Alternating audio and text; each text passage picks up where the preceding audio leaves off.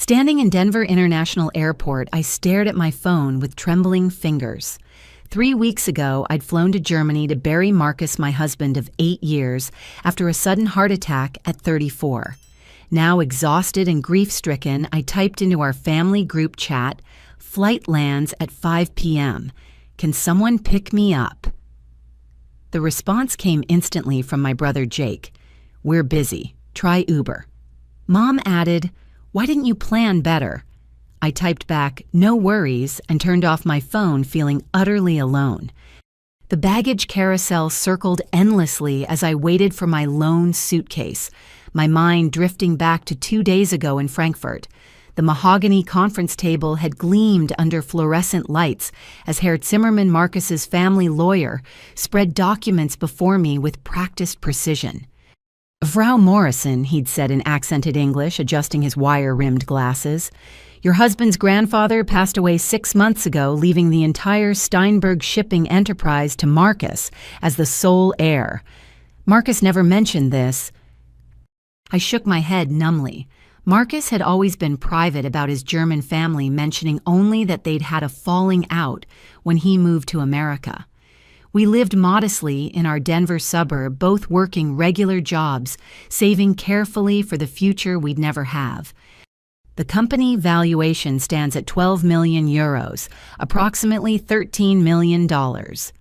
Herr Zimmerman continued sliding papers across the table. Additionally, there is a life insurance policy Marcus purchased 3 years ago, naming you as sole beneficiary for $5 million. My coffee cup rattled against its saucer.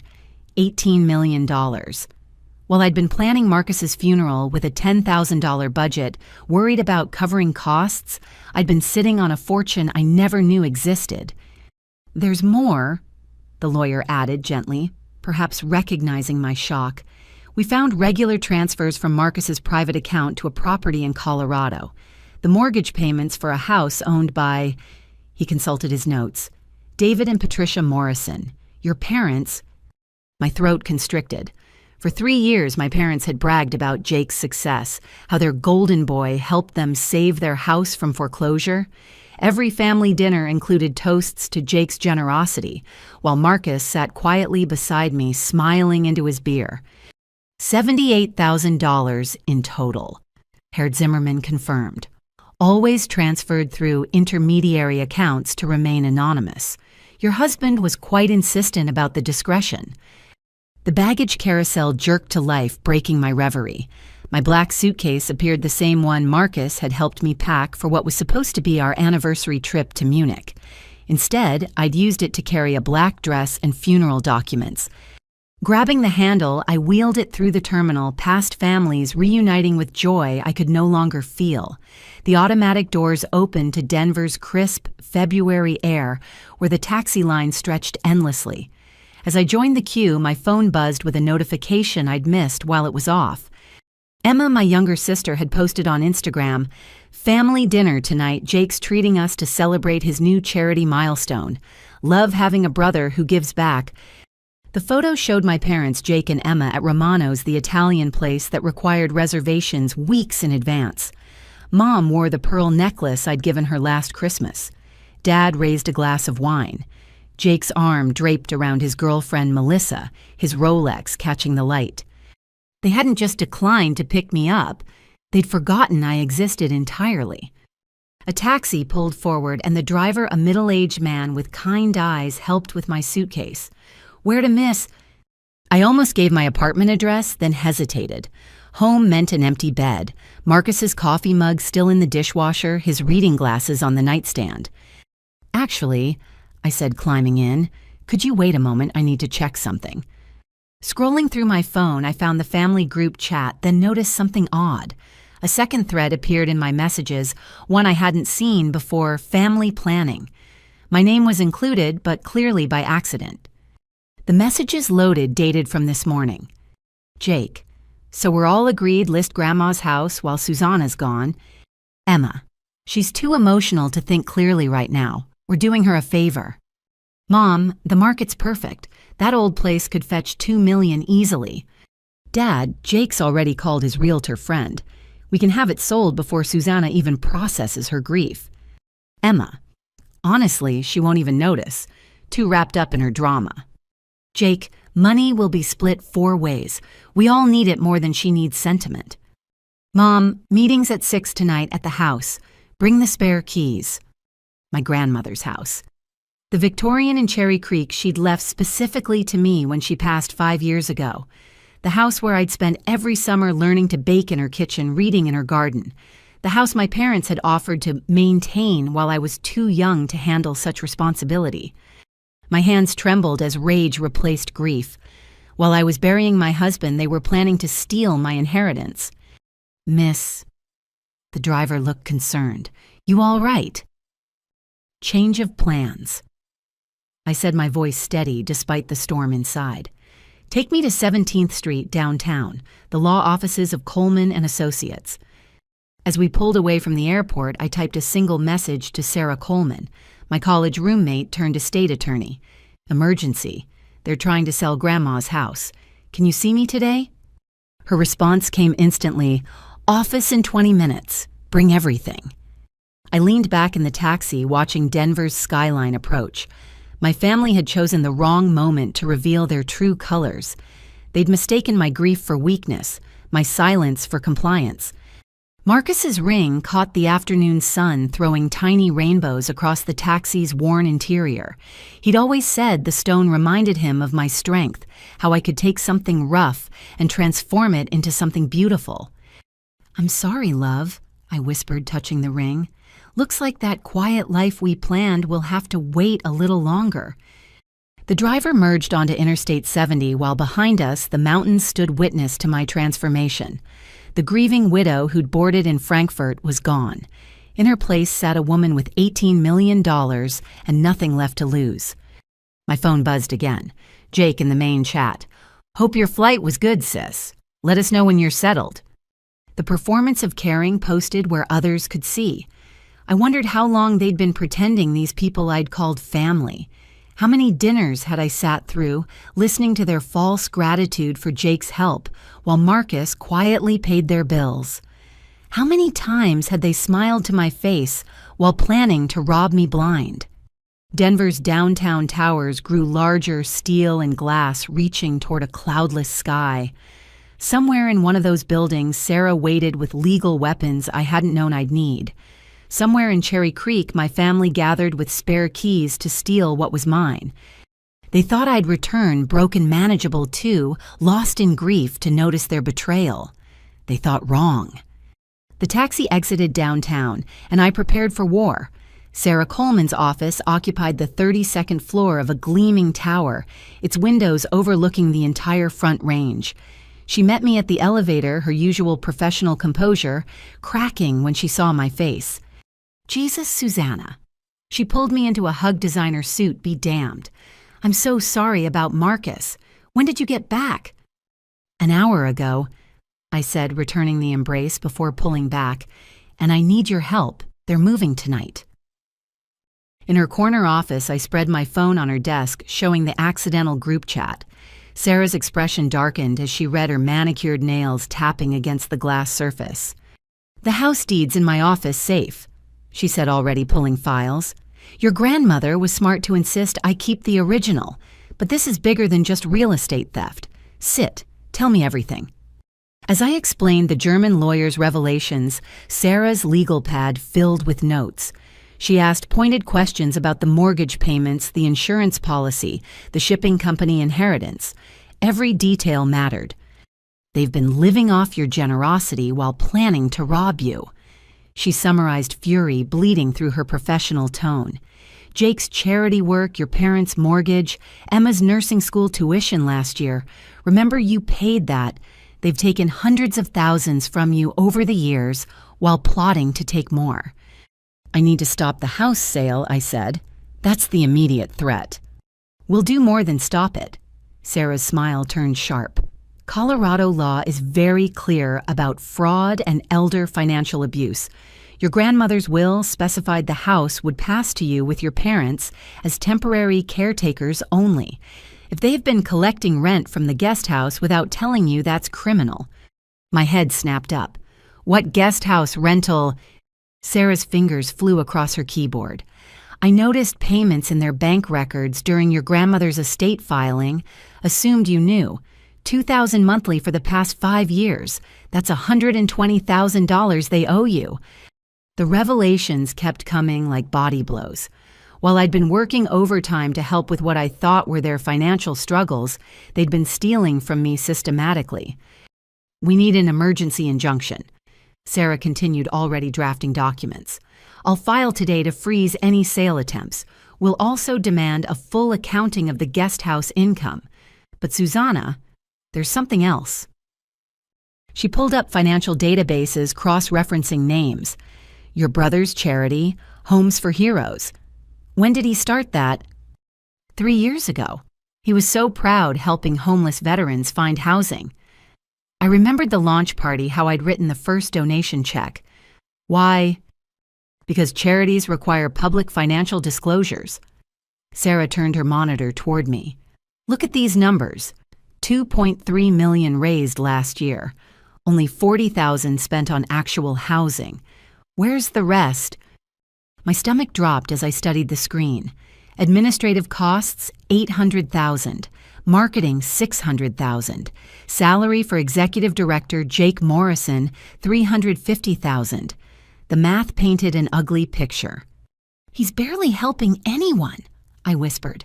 Those veterans at his fundraisers, their stories. Window dressing, Sarah confirmed grimly. This is criminal fraud, Susanna. Federal level. If he's been using your family's sob story about almost losing the house to gain sympathy donations while you were secretly paying the mortgage. The pieces clicked together with sickening clarity. Jake's sudden wealth, the new Mercedes, the downtown condo, his insistence on handling the family finances, all funded by exploiting veterans while his sister unknowingly bankrolled his lies. My phone vibrated. Emma again this time, a direct message. Hey sis, hope you're not too jet-lagged. Jake wants to handle Grandma's house stuff so you don't have to worry about it during this tough time. We got your back. The false sympathy made bile rise in my throat. Sarah noticed my expression. Forward me everything, she instructed. Every message, every email, every social media post about the charity or the house. We're building a case that will strip them of everything they've stolen and then some. As I shared files, Sarah made calls. Her voice carried authority that made assistants scramble and clerks expedite. Within an hour, she'd assembled a legal team and scheduled an emergency hearing for the next morning. The injunction will prevent any sale or transfer of the house, she explained. I'm also filing for immediate accounting of all rental income and demanding access to your grandmother's trust records. You mentioned she left a trust for you, supposedly depleted, I said bitterly. Mom told me 2 years ago it was empty bad investments. Sarah's laugh held no humor.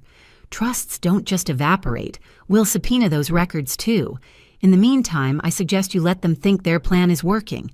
Don't confront them yet. Let them dig their own grave deeper. Exactly. Document everything. If they're bold enough to plan this while you're at your husband's funeral, imagine what else they've done that you don't know about. She handed me a business card. This is Tom Bradley, a private investigator who specializes in financial fraud. Former FBI. He owes me a favor. Call him tonight. The sun set beyond the mountains, painting Denver's skyline in shades of gold and crimson. Somewhere across the city, my family gathered at my grandmother's house, dividing up my inheritance like vultures over carrion. There's one more thing, Sarah said as I prepared to leave. The German inheritance and insurance money. We need to move those assets immediately before your family learns about them. I have international banking contacts who can help. I nodded, then paused at her door. Sarah, what kind of person discovers their family has been stealing from them on the same day they return from their husband's funeral? The kind who's been too trusting for too long, she replied gently.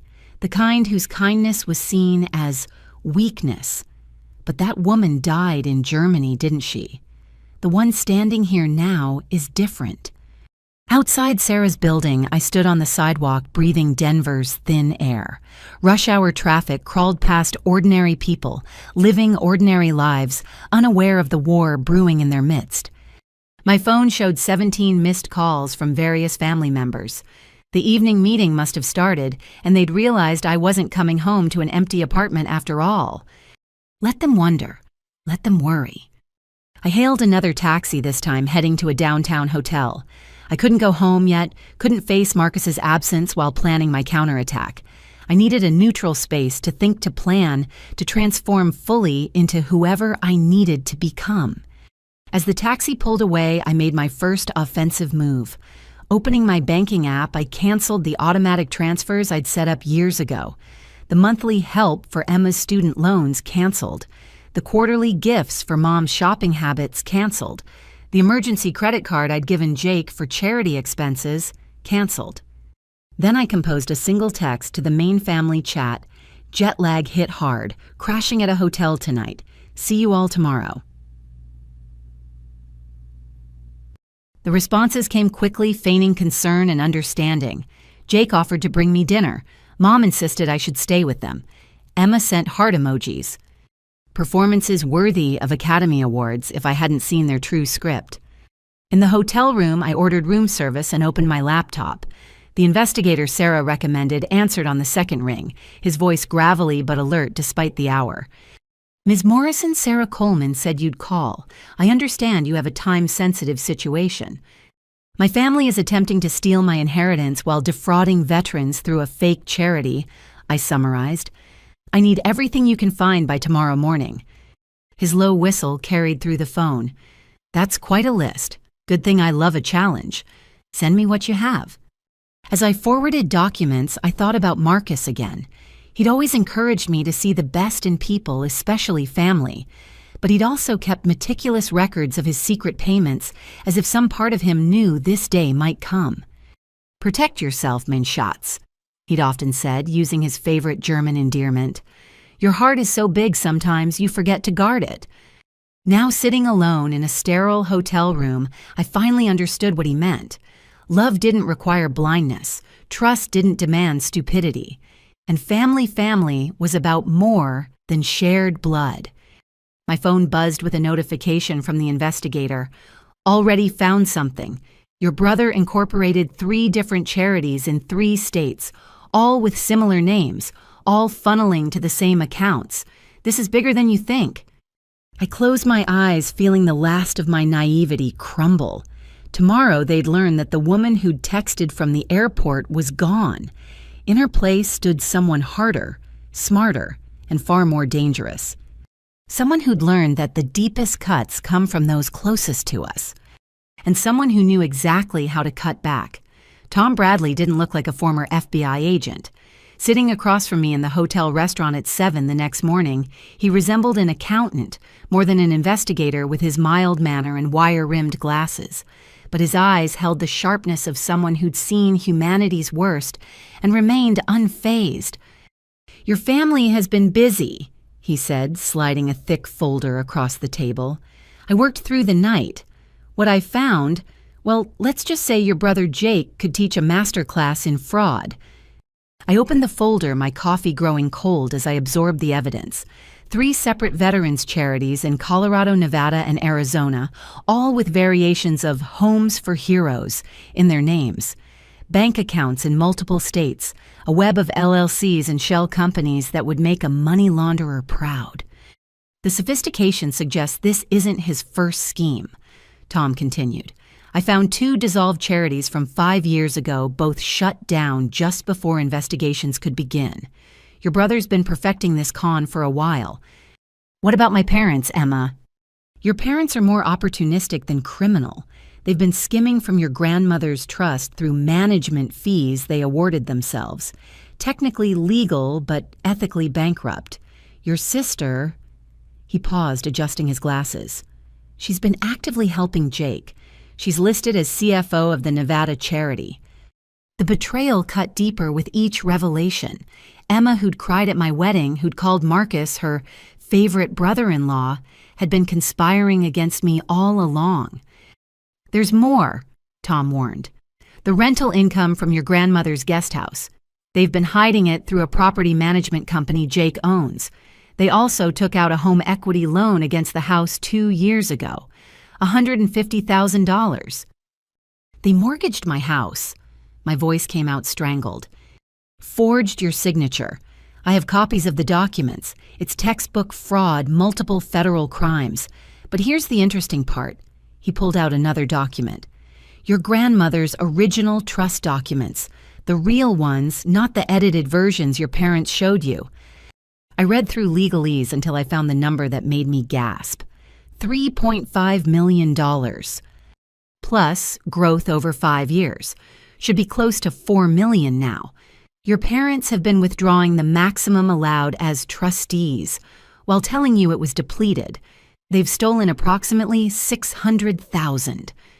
My phone buzzed. Sarah's name appeared. Get here now. They've accelerated their timeline. Tom drove us to Sarah's office in his unremarkable sedan, weaving through morning traffic, while I processed the magnitude of my family's crimes. This wasn't just greed or opportunism. This was systematic, deliberate theft spanning years. Sarah met us in the lobby, her usually immaculate appearance, slightly frazzled. They filed paperwork to list the house at 8 this morning. Jake knows someone at the assessor's office who expedited it. We need to move now. In her conference room, 3 other lawyers waited with laptops and legal pads. Sarah made quick introductions, her partners specializing in criminal real estate and financial fraud law. Here's our immediate strategy. Sarah began pulling up documents on the wall screen. First, we file the emergency injunction to stop the house sale. Second, we freeze all accounts related to your grandmother's trust. Third, we notify the FBI about the charity fraud. Fourth, we secure your international assets before they discover them. The criminal charges, I asked.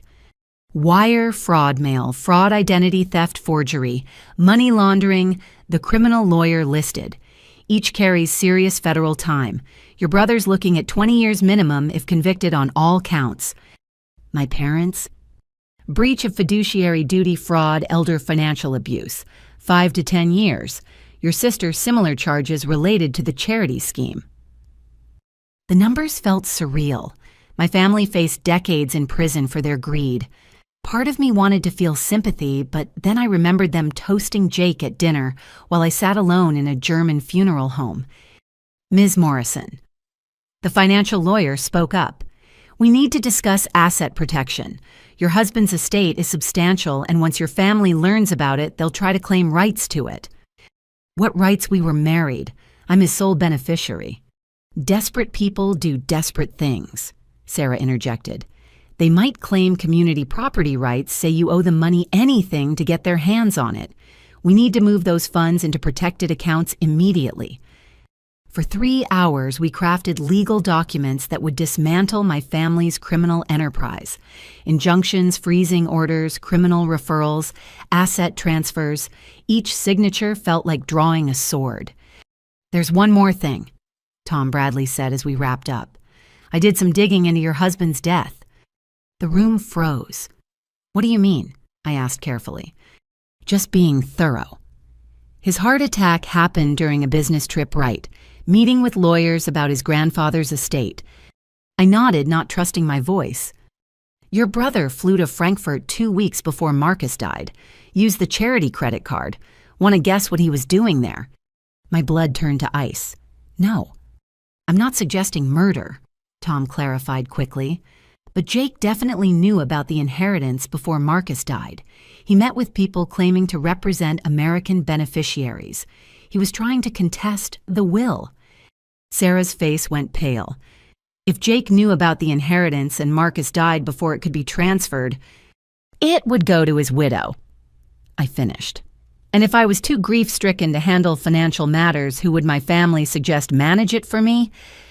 The full scope of their planning revealed itself like a photograph developing in slow motion. Even if Jake hadn't caused Marcus's death, he'd certainly been prepared to profit from it. We file everything today, Sarah declared. Every charge, every injunction, every freeze order. Tom, can you have your FBI contacts ready? Already called them. They're very interested in the veterans angle. defrauding those who served crosses a line even for Financial Crimes Division. As the lawyers prepared final documents, I excused myself to the bathroom. In the mirror, a stranger stared back. Hollow eyes, pale skin, grief and rage warring for dominance. I splashed cold water on my face, trying to reconcile who I'd been with, who I was becoming. My phone showed 53 missed calls from family members. The house listing must have hit a snag. Their panic was palpable through the digital silence. A text from Jake appeared. "Susanna, where are you? We need to talk about Grandma's house." Some confusion at the assessor's office. Then Mom, "Sweetheart, please call. There's been a misunderstanding about the house paperwork." "Emma, sis, some lawyers are saying weird things. What's going on?" They knew something was wrong, but not how wrong, not yet. I returned to find Sarah on the phone with a judge. "Yes, Your Honor, given the evidence of ongoing fraud and the attempt to sell the property this morning, we believe immediate intervention is necessary." She hung up smiling grimly. "Emergency hearing in 2 hours. Judge Martinez. She doesn't take kindly to inheritance theft." "What do I need to do?" I asked. "Show up, tell the truth, and let us handle the rest. Oh, and you might want to turn off your phone. Once the freeze orders hit their accounts, things will get ugly." Tom Bradley stood to leave, pausing at the door. "Ms. Morrison, I'm sorry for everything you're going through, but if it helps, your husband kept those payment records for a reason. He was protecting you even then." After he left, I sat with Sarah as she made more calls. FBI agents would visit Jake's office that afternoon. Account freezes would begin within hours. By evening, my family's house of cards would be rubble. "You can still back out," Sarah offered quietly. "We could negotiate, maybe avoid criminal charges in exchange for restitution." I thought about Marcus dying alone in Frankfurt while trying to secure our future. I thought about the veterans Jake had cheated, the trust money my parents had stolen, the years of lies I'd swallowed. "No," I said firmly. "They made their choices. Now they can face the consequences." Sarah squeezed my hand. "Then let's go to war." As we gathered our files for court, my phone rang one last time. Jake's girlfriend, Melissa. I almost didn't answer, but curiosity won. "Susanna." Her voice sounded strange, frightened. "I'm at Jake's office. There are federal agents here. They're taking computers, boxing up files. What's happening?" "The truth," I replied simply. "Finally, the truth." I hung up and turned off my phone. The battle was joined, and there would be no retreat. In the elevator down to the parking garage, Sarah reviewed our strategy once more. The opening salvo would be the emergency injunction, but that was just the beginning. By the time we were done, every crime would be exposed, every theft repaid, every lie revealed.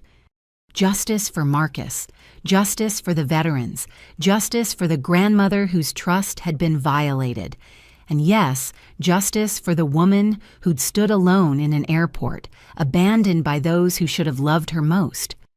The war had begun, and I intended to win. The courthouse elevator was packed with the usual mix of lawyers, clerks, and anxious families. I pressed against the back wall, files clutched to my chest, when a familiar voice pierced through the chatter. Susanna Morrison." A woman near the front turned her press badge, catching the fluorescent light. Christina Walsh, Denver Post investigative reporter, and my high school newspaper co-editor. Time had sharpened her features, trading teenage softness for professional intensity, but her eyes held the same relentless curiosity that had won us state journalism awards. "Christina." I managed as bodies shifted to let her through. "It's been years." 12 years. She confirmed, studying my face with that reporter's gaze that cataloged everything. "I heard about Marcus. I'm so sorry. What brings you to court?" The elevator opened at our floor and we spilled into the hallway. Sarah touched my elbow, nodding toward our courtroom, but Christina's presence felt like providence. "Family matter," I said carefully. "Property dispute." Her eyebrows rose. "Must be serious if Sarah Coleman's representing you. She doesn't take simple property cases." We had 20 minutes before the hearing. 20 minutes that could change everything. I made a decision that would prove pivotal. Coffee, I suggested. The cafeteria is terrible, but we need to talk. Sarah started to protest, but I caught her eye. Trust me, this is important. In a corner booth of the courthouse cafeteria over burnt coffee and stale pastries, I gave Christina the abbreviated version. Her expression evolved from sympathy to interest to barely contained journalistic hunger. Your brother Jake, she interrupted when I mentioned the charity. Jake Morrison, who runs Homes for Heroes. You know it. Christina pulled out her phone, scrolling rapidly. I've been investigating suspicious veterans charities for 6 months. His name keeps surfacing, but I couldn't find solid evidence. Just whispers, complaints that disappeared veterans who suddenly wouldn't talk to me. He paid them off. Or threatened them. These are vulnerable people, many dealing with PTSD addiction issues, desperate for housing. Easy to manipulate, easy to silence. Her voice carried the frustration of stymied investigation. But if you have proof... I glanced at Sarah, who gave a subtle nod. We'd filed the court documents, they were public record now anyway. 3 separate charities, multiple states, shell companies, diverted funds. I listed. My investigator found everything in one night. Christina's fingers flew across her phone screen, taking notes. How much money are we talking about? Millions raised, thousands spent on actual veterans. The rest went to Jake's salary, his condo, his Mercedes, administrative costs that don't exist. Holy shit, she looked up sharply. Sorry, it's fine. That was my reaction too. But Christina, there's more. They've been stealing from me for years. My grandmother's trust, my inheritance, even taking out loans in my name. The reporter in her was fully engaged, now leaning forward with that intensity I remembered from our school newspaper days. This isn't just charity fraud. This is a pattern of family financial abuse. Do you realize how big this story could be? FBI's already at Jake's office, I added. Asset freezes are hitting their accounts as we speak. Christina stood abruptly. I need to make calls. My editor, my photographer, our legal team. Susanna, if even half of this is documented, this story could help dozens of veterans who've been scammed, maybe hundreds. That's why I'm telling you, I admitted. It's not about revenge, it's about stopping them from hurting anyone else. She paused, journalist mask slipping to reveal the friend I'd once known. No, it's definitely also about revenge. And you know what? Good for you. Text me your contact info. After your hearing, we need to sit down properly. I want everything. As she rushed off, Sarah checked her watch. 5 minutes. That was either brilliant or dangerous. Why not both? I replied, finishing the terrible coffee. They wanted to destroy me quietly behind closed doors. Let's see how they handle public scrutiny. The courtroom was smaller than expected, with worn wooden benches and flickering overhead lights. Judge Martinez presided from her bench like an irritated eagle reading through our filed documents with occasional sharp glances over her glasses. Counselor Coleman, she began without preamble. You're alleging fraud, forgery, breach of fiduciary duty, and about 12 other crimes. This is quite the family reunion. Sarah stood smoothly. Your Honor, the evidence speaks for itself. The respondents have attempted to sell property belonging solely to my client while she was attending her husband's funeral in Germany. They've also systematically drained a trust fund left by my client's grandmother, telling my client it was depleted while withdrawing hundreds of thousands for themselves. I see the account statements, Judge Martinez murmured, flipping pages, and this morning's attempted listing of the Cherry Creek property. Rather aggressive timing, wouldn't you say? The courtroom door burst open. Jake stormed in his usual polished appearance, disheveled tie askew. Mom and Dad followed with Emma trailing behind. Their lawyer, looking harried, apologized to the judge while trying to organize his files. Your Honor. Jake's lawyer began, this is all a misunderstanding. Family miscommunication during a difficult time. Miscommunication. Judge Martinez held up a document. This signature on a home equity loan. Is that supposed to be Ms. Morrison's? We believed we had verbal authorization. to forge her signature interesting legal theory counselor. Jake tried to catch my eye, his expression cycling between anger and desperation. I kept my gaze on the judge, channeling the steel spine Marcus always said I possessed, but rarely showed. Your Honor, Sarah continued, we're requesting immediate injunctive relief to prevent any sale or transfer of the property, freezing of all accounts related to the grandmother's trust, and a full forensic accounting of all transactions involving my client's assets. Judge Martinez studied us over her glasses. Ms. Morrison, do you have anything to add? I stood slowly, my voice steady despite the tremor in my hands. Your Honor, I buried my husband 5 days ago. Instead of grieving, I'm here defending myself against my own family's attempt to steal my inheritance. They've taken my trust, my money, my grandmother's final wishes, and tried to take my home while I was at Marcus's graveside. I just want what's rightfully mine and to ensure they can't do this to anyone else. Mom let out a theatrical sob. Emma reached for tissues. Jake's jaw clenched so tight I could hear his teeth grinding. Their performance might have worked on another judge, but Martinez had seen too many family feuds to be moved by crocodile tears. Motion granted, she declared. All assets in question are frozen pending full investigation.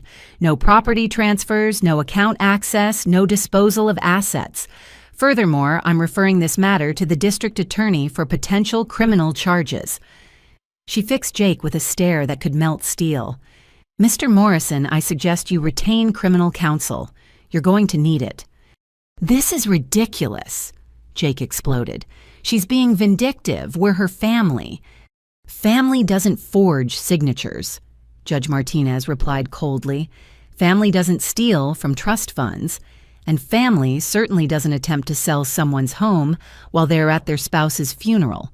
Counselor, control your client, or I'll add contempt charges. As Jake's lawyer whispered urgently in his ear, my phone buzzed with a text from Christina. Photographer's on his way to Jake's office. FBI's still there. This is front page material. We filed out of the courtroom in tense silence. In the hallway, Jake cornered me, his facade finally cracking completely. You have no idea what you've done, he hissed close enough that I could smell his expensive cologne mixed with fear sweat. The charity has obligations contracts. You're going to ruin everything. No, Jake, I replied calmly.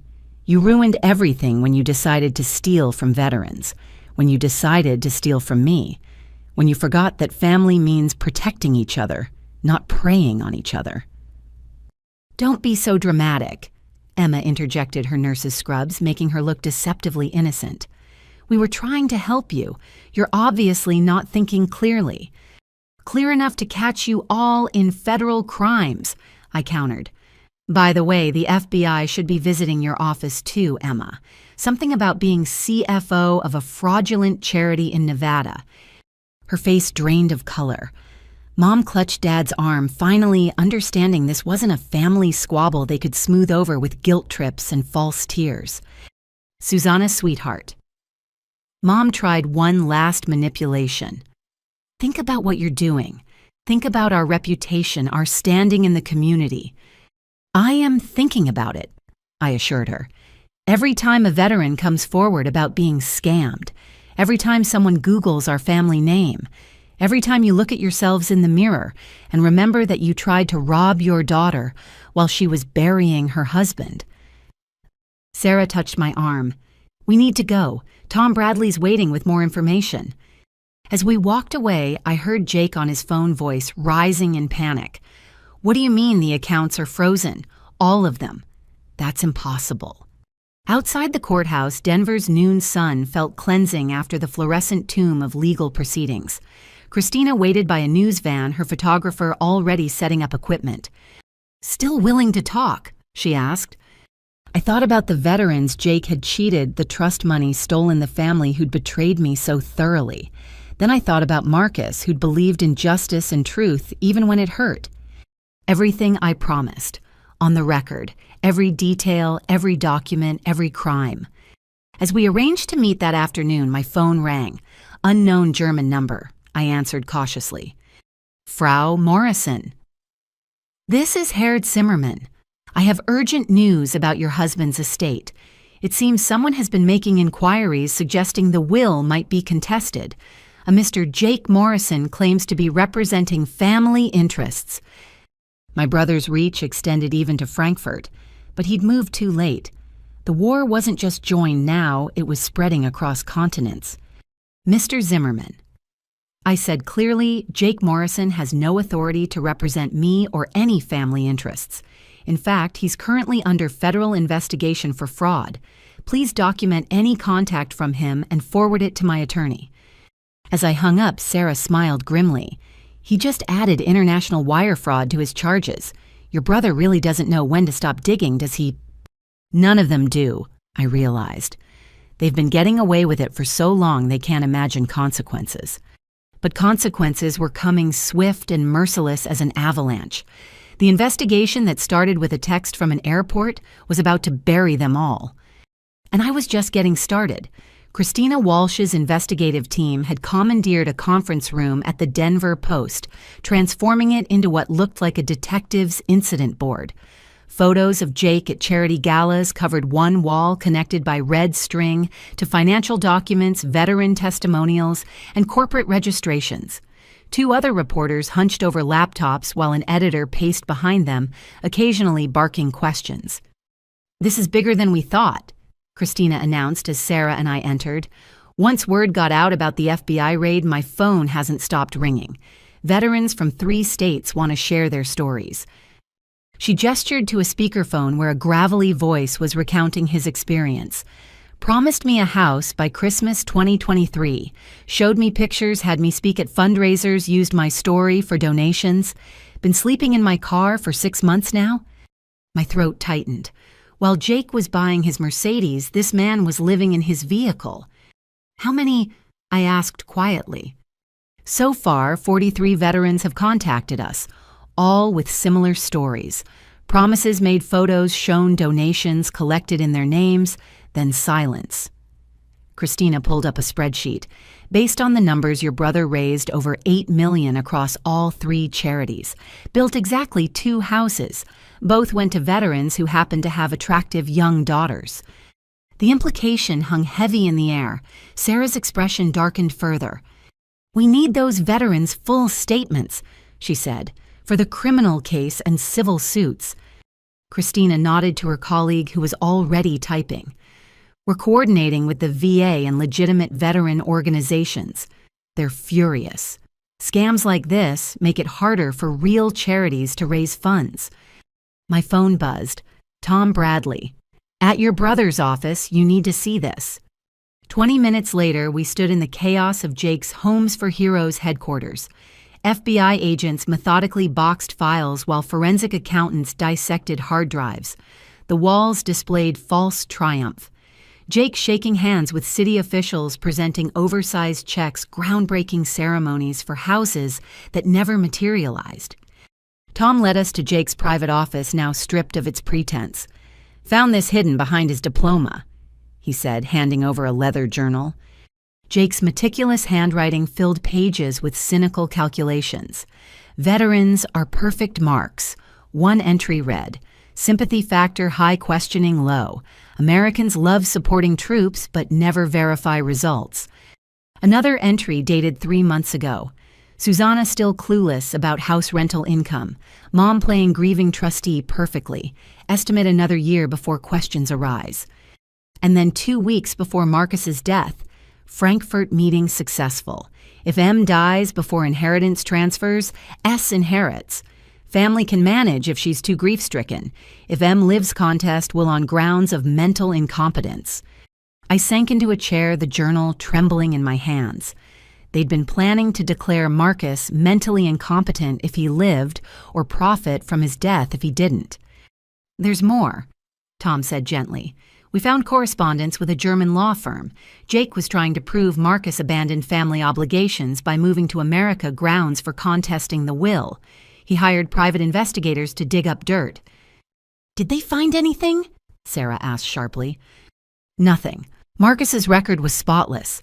But the investigator did note Marcus's high stress levels during meetings, his complaints of chest pains." The unspoken possibility hung between us. Had Jake's harassment contributed to Marcus's heart attack, we'd never know for certain, but the timeline was damning. Christina appeared in the doorway, face flushed with urgency. "Susanna, we've got a situation. 3 news trucks just pulled up.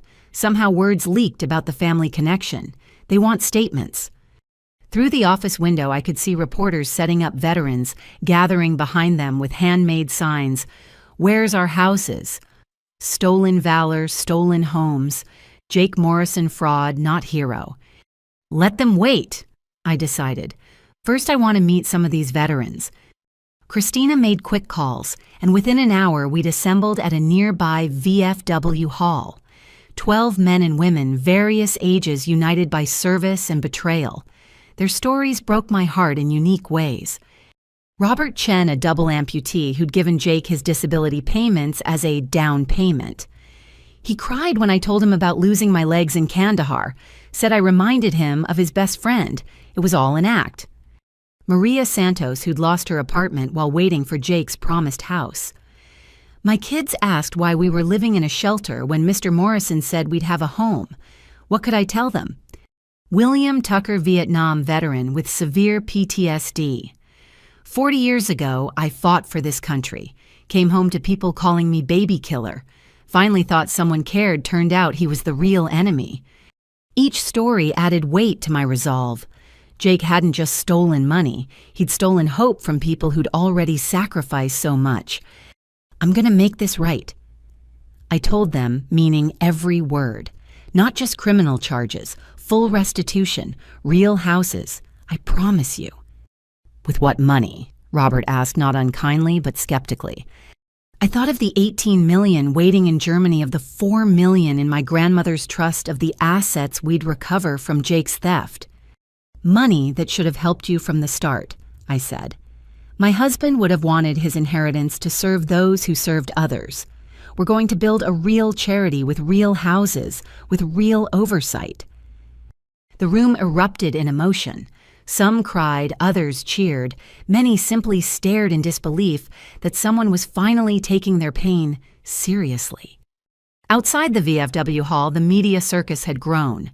Jake's photo splashed across news vans with "Breaking Charity Fraud Scandal" banners. Christina squeezed my hand. Ready for this? I thought of Marcus, of his quiet strength and unwavering integrity. He'd have faced the cameras without flinching, spoken truth, without embellishment. Let's do it, I agreed. The reporters surged forward when we emerged, shouting questions. Christina raised her hand for silence, her press credentials giving her priority. "Ladies and gentlemen, this is Susanna Morrison, the whistleblower who exposed the Homes for Heroes fraud. She'll make a brief statement. Then I'll be publishing a full investigation in tomorrow's paper with extensive documentation." I stepped to the microphone's flashbulbs, firing like strobes. In the crowd, I spotted a familiar car, Mom's silver Lexus faces pressed against windows. Let them watch. My brother, Jake Morrison, has spent 3 years pretending to help homeless veterans while stealing millions in donations. I began, voice steady despite internal tremors. He used their stories, their pain, their hope to line his pockets. This ends today. Questions exploded. How long had I known? Was the whole family involved?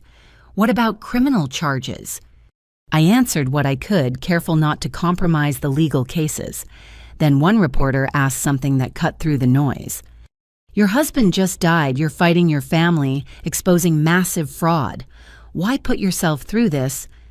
The genuine curiosity in her voice made me pause. Why, indeed, I could have taken my inheritance, moved away, started fresh somewhere my family couldn't reach. Because running would make me complicit. I answered slowly. Every day Jake's fraud continued would be another veteran betrayed. My husband believed in doing what's right, even when it's hard, especially when it's hard. This is how I honor his memory. Sarah stepped forward, then adding legal weight to moral clarity. The FBI has assured us additional arrests are imminent. We're coordinating with the IRS state attorneys general in 3 states and the Department of Veterans Affairs. This criminal enterprise ends now. As we fielded questions, my phone vibrated constantly. Family members, family friends, strangers who'd found my number. I ignored them all except one, Emma's husband, Daniel. Susanna, I swear I didn't know. His message read, Emma just told me everything. I'm filing for divorce. I'm so sorry. Another family shattered by greed. Another casualty of Jake's schemes. The press conference finally ended when Christina announced her story would include exclusive documents and interviews. Reporters scattered to file their own pieces, already crafting headlines that would destroy my family's reputation forever. In the parking lot, the silver Lexus remained.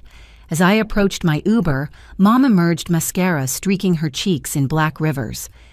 "How could you?" she wailed. "On the news for everyone to see, you've ruined us." "No, Mom," I corrected quietly. "You ruined yourselves. I just stopped hiding it." "Family doesn't do this to family," she screamed loud enough for lingering reporters to turn. "Family doesn't steal from family," I countered. "Family doesn't abandon family at airports after funerals. Family doesn't forge signatures or drain trust funds or exploit veterans. You stopped being my family the moment you chose greed over love." Dad emerged then, looking older than I'd ever seen him. "Susanna, please. We can work this out privately. Call off the lawyers, the press. We'll make restitution." "With what money?" I asked. "The funds you stole from my trust, the equity you illegally borrowed against my house, or were you planning to steal more from other victims?" "You always were too sensitive," Emma spat from the back seat. "Just like with Marcus, making everything dramatic." That snapped something in me.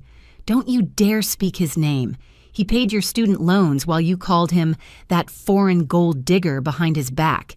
He kept our parents housed while you all planned to rob me blind. He was more family than any of you." A news photographer lingering nearby captured the confrontation. Tomorrow's front page would show my family's real faces twisted with rage and entitlement caught in their own web of lies. "The FBI wants to interview all of you tomorrow," I informed them coolly. "I suggest you bring lawyers, good ones. You're going to need them." As my Uber pulled up, Jake's Mercedes screeched into the lot. He jumped out designer suit, replaced by jeans and a baseball cap, trying to look inconspicuous. The remaining reporters immediately swarmed him. "Mr. Morrison, is it true you stole millions from veterans? How do you respond to 43 victims coming forward? Did you forge your sister's signature on loan documents?" He pushed through them, reaching our family huddle just as I closed the Uber door. Through the window, I watched him gesturing wildly, Mom sobbing harder, Emma and Dad joining what looked like a heated argument about blame and consequences. "Where to?" the driver asked. "Downtown Marriott." I decided. Another night in a hotel, but home still felt too empty without Marcus. As we drove away, I pulled up the photo Christina had shown me earlier. Marcus at our wedding, handsome in his dark suit, smiling at me like I was his whole world. Below it, she'd added a caption for tomorrow's story. "Marcus Morrison, the quiet philanthropist whose death exposed a family's criminal empire." "I did it, my love," I whispered to the photo. "They'll never hurt anyone again." My phone lit up with a message from Herr Zimmerman. "Wire transfer complete. All funds secured in protected accounts. Your husband would be proud." $18 million. More than enough to build real houses for every veteran Jake had cheated. More than enough to ensure my family never recovered from their greed. Justice was coming swift and thorough as Marcus would have wanted. The woman who'd landed in Denver just yesterday was gone, transformed by betrayal into something harder and infinitely more dangerous, a widow with nothing left to lose and everything to set right. Tomorrow, Christina's story would hit newsstands. Tonight, federal agents were preparing additional warrants. And somewhere in Denver, 43 veterans would sleep knowing someone finally fought for them. The war wasn't over, but the tide had turned decisively. My family had awakened something they couldn't fight: truth, backed by evidence fury, tempered by justice and the resources to see it through to the bitter end. Dawn painted the Denver skyline in shades of rose and gold as I met Sarah outside my grandmother's Victorian mansion in Cherry Creek. The house stood like a grand dame among newer constructions, its wraparound porch and gingerbread trim maintaining dignity despite years of my family's neglect. Police cruisers flanked Sarah's BMW, their presence both reassuring and surreal. "Ready for this?" Sarah asked, handing me copies of the court orders. "The officers will ensure compliance, but technically we're just documenting what's there." I nodded, key trembling in my hand. I hadn't been inside since Mom had insisted on managing the property 5 years ago. The familiar scent of lavender and old wood hit me as we entered, but something was wrong. The entryway, once graced by my grandmother's collection of Depression glass, stood bare. "They've been selling things," I whispered, running my hand along an empty display shelf.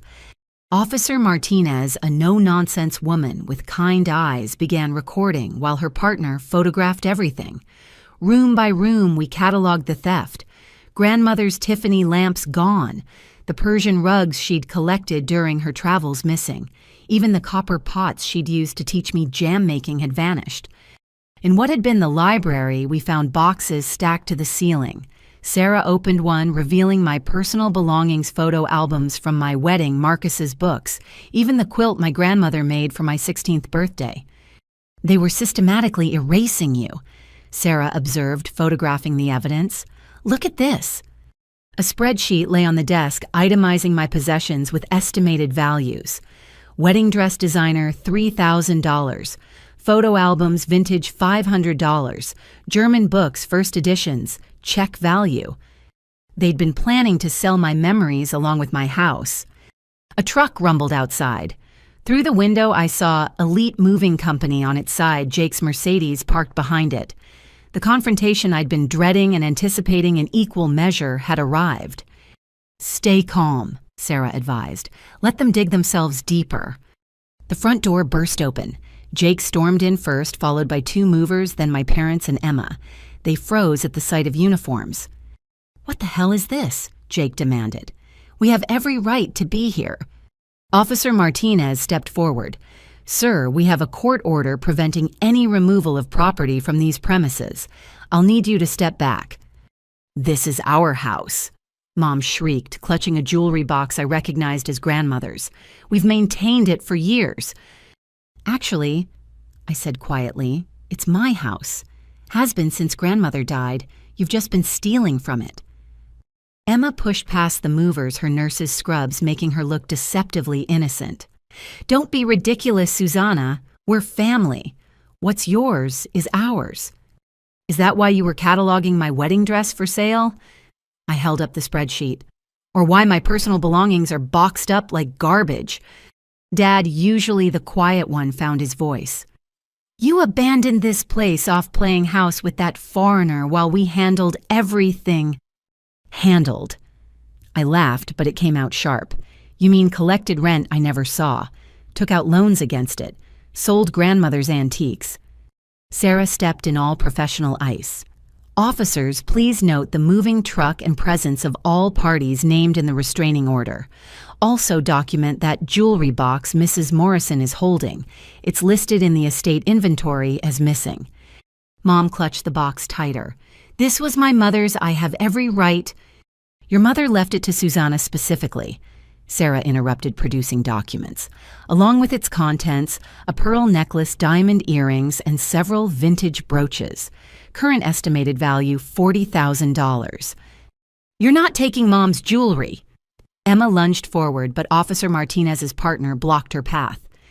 "Ma'am, I need you to calm down," he said firmly. Jake tried a different approach, his salesman's smile flickering to life. "Susanna, let's discuss this rationally. The movers are already here, costs money to send them back. How about we sit down, work out a fair arrangement?" "Fair." I walked to the boxes containing my life. "Was it fair when you used my social security number for fraud? When you stole from veterans in my name? When you planned to sell my home while I was burying my husband?" His mask slipped. "You always were Daddy's little princess. Had to have everything your way. Well, guess what? The real world doesn't care about your feelings." "No," I agreed. "It cares about evidence like this." I pulled out a folder Sarah had prepared copies of forged signatures, fraudulent loans, stolen rental income, embezzled trust funds. The numbers were staggering, the proof irrefutable. 500,000 from the trust, 120,000 in hidden rental income, 150,000 in fraudulent loans, and that's before we get to your charity scam. I met each of their eyes in turn. The real world cares about prison sentences for all of that. Emma's bravado cracked. "Danny left me," she whispered. "Took the kids, said he couldn't be married to a criminal. Are you happy now?" "Your choices led to that, not mine," I replied, though part of me ached for my nephews. "Just like your choices led to this." The movers, sensing the situation's gravity, began edging toward the door. Jake grabbed one's arm. "I hired you. You work for me." "Not anymore," the man replied, shaking him off. "We don't do illegal moves." As they left, Jake's composure shattered entirely. "You have no idea what you've done. I have obligations, people expecting payment. They'll come after all of us." "Who?" Sarah demanded, recording everything. "Who's expecting payment?" Jake clamped his mouth shut, but fear flickered in his eyes. Officer Martinez made notes while her partner continued photographing. Mom sank onto the stripped living room floor, still clutching grandmother's jewelry box. How did it come to this? We're family. Family forgives. Family doesn't steal. I countered, exhausted by their refusal to accept responsibility. Family doesn't betray. Family shows up at the airport when you've just buried your husband. "Still harping on that," Emma snapped. "God, get over yourself." The callousness broke something in me. I walked to a box, pulled out a photo from my wedding, Marcus and me dancing, my family smiling in the background. The contrast between that image and today's reality was devastating. "Look at this." I held it up. "Remember this day you all gave speeches about family bonds, about always being there for each other. Emma, you called Marcus your brother. Mom, you cried happy tears. Dad, you welcomed him to the family. Jake, you were his groomsman." They couldn't meet my eyes. 6 months later, you started stealing from the trust. A year later, you were taking out loans in my name. 2 years later, you were planning to take my house, all while smiling at family dinners, accepting our gifts, letting Marcus secretly pay your bills. "We didn't know about that," Dad protested. "Because you never asked why your mortgage suddenly became manageable. You just assumed Jake was helping, played into the narrative that made you feel good." I set the photo down gently. "Marcus kept every receipt, every transfer record. He knew eventually you'd show your true colors." Sarah's phone buzzed. She stepped away to answer, her expression darkening as she listened. When she returned, her professional mask couldn't hide her shock. "That was the FBI. They've uncovered something significant about Jake's charity. The veterans were just the beginning. He was also embezzling from corporate sponsors, filing false tax returns, and—" She paused, "maintaining connections with international money laundering operations." Jake went pale. "That's not— I didn't—" "They have emails, Jake. Wire transfers to offshore accounts, shell companies in Cyprus and Malta." Sarah's voice was clinical, but I heard the disgust underneath. "You weren't just stealing from veterans. You were helping drug cartels wash money through charitable donations." The room erupted. Mom screamed at Jake. Dad grabbed him by the collar. Emma backed against the wall, phone out, frantically texting. Officer Martinez called for backup, while her partner moved to separate the men. In the chaos, I noticed something, a small key taped under grandmother's desk drawer. My heart racing, I retrieved it, recognizing the number engraved on it. Safety Deposit Box 447 at Wells Fargo, the bank where grandmother had kept her most precious items. Sarah saw me pocket the key but said nothing. We'd investigate later after this disaster was contained. More officers arrived, followed inevitably by news vans. Christina Walsh emerged from one, her photographer already rolling. The family confrontation at the Victorian mansion would make perfect visuals for the evening news. Ms. Morrison. Jake's lawyer appeared breathless and disheveled. "Don't say anything. This is all circumstantial." "Circumstantial?" Sarah laughed harshly. "Your client's looking at RICO charges now. Money laundering for drug cartels through a veterans charity that's life in federal prison." Jake broke free from Dad's grip, desperation making him reckless. He lunged at me, fingers reaching for my throat. "This is your fault if you just played along." Officer Martinez took him down, hard cuffs clicking into place as he writhed on grandmother's hardwood floors. "Jake Morrison, you're under arrest for assault violation of a restraining order and whatever else the FBI wants to add." As they hauled him away, he screamed threats and obscenities that would play poorly on the evening news. Mom sobbed theatrically while Emma live-streamed everything on social media, still trying to control the narrative. "My followers need to know the truth," she declared to her phone. "My sister destroyed our family over money." The irony was lost on her, but not on the thousands of commenters already calling her out. The court of public opinion had rendered its verdict swiftly. Dad approached me one last time, looking broken. "Your grandmother would be ashamed," he said quietly. Family was everything to her. "You're right," I agreed. "Which is why she'd be ashamed of you. You turned her house into a crime scene, her trust into a piggy bank, her granddaughter into a victim. She valued family, but she also valued integrity. You have neither." Sarah guided me out as more law enforcement arrived. The house would be sealed for evidence, its contents cataloged, its secrets exposed. But at least it was mine, again wounded, but still standing. In the yard, I paused at grandmother's rose garden, now overgrown and neglected. She taught me to tend these bushes, to cut away the dead growth so new blooms could flourish. "We'll restore it," Sarah promised, understanding without explanation. The house, the garden, all of it. Make it what she intended. As we drove away, I fingered the safety deposit key. Whatever grandmother had hidden, she'd trusted me to find it when the time was right. Today felt like that time. Behind us, news cameras captured my family's complete disgrace. By evening, Jake's arrest would lead every broadcast, complete with footage of him attacking me in our grandmother's home. Mom and Emma's social media meltdowns would go viral. Dad's business partners would distance themselves from the scandal. They'd wanted to erase me from the family narrative. Instead, they'd written themselves out of it entirely, leaving me as the sole author of what came next. The Wells Fargo branch manager met us at 9 sharp the next morning, his usual corporate smile faltering as he recognized me from the news coverage. Everyone in Denver now knew the Morrison family scandal, and Thomas Chen had the unfortunate distinction of being the banker who'd processed some of Jake's fraudulent applications. "Ms. Morrison," he said carefully, "I want to assure you that the bank is fully cooperating with authorities regarding your brother's activities." "I'm not here about Jake," I replied, producing the safety deposit key. "I'm here about box 447. His expression shifted to confusion. "That box? It's been paid up for 20 years in advance.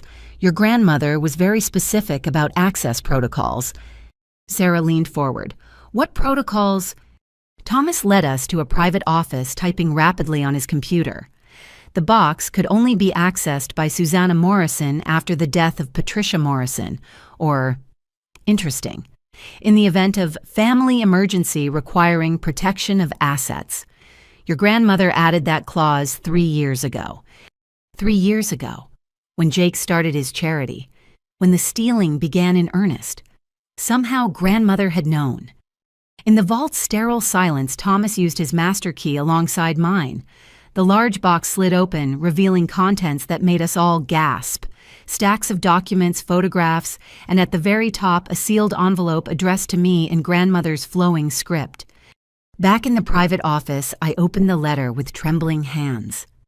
"My dearest Susanna, if you're reading this, then my fears have come true, and your family has shown their worst selves. I've watched the signs for years. Jake's easy lies, your mother's greed disguised as concern, your father's weakness, Emma's jealousy of your kind heart. I've prepared evidence they don't know exists. Every Thanksgiving I recorded our dinners. Not for memories, but for proof. They speak freely after wine, forgetting that an old woman might be sharper than she appears. The USB drives contain 8 years of recordings.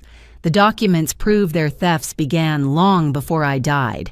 The photographs, well, Jake wasn't as careful as he thought during his visits to check on me. There's also something else, something I never told anyone, not even you. Your grandfather didn't just leave me the house. He left a second trust, one I kept secret because I knew your parents would devour it like locusts. The account information is enclosed. Fight them, my darling. Not for revenge, but for justice. For every vulnerable person they might hurt next. Your Marcus understood this. We spoke at your wedding. He promised to protect you when I no longer could. Honor his memory by protecting yourself. All my love, grandmother. Sarah grabbed the USB drives while I processed the letter. Thomas excused himself as we began reviewing recordings on Sarah's laptop. What we heard exceeded our worst expectations. Thanksgiving 2018, Jake laughing about bleeding hearts opening their wallets for veterans. They eat up sob stories. Flash a Purple Heart watch donations pour in. Christmas 2019, Mom discussing the house. Once Mother passes, we sell immediately. Susanna's too sentimental to handle it properly. Easter 2020. Emma drunk on champagne, mocking me. Perfect Susanna with her perfect husband. She'll learn.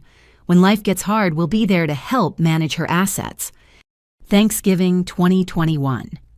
The whole family planning my grandmother's funeral while she served pie in the next room. The trust money's almost gone, Dad said. We need to be named executors to access the rest.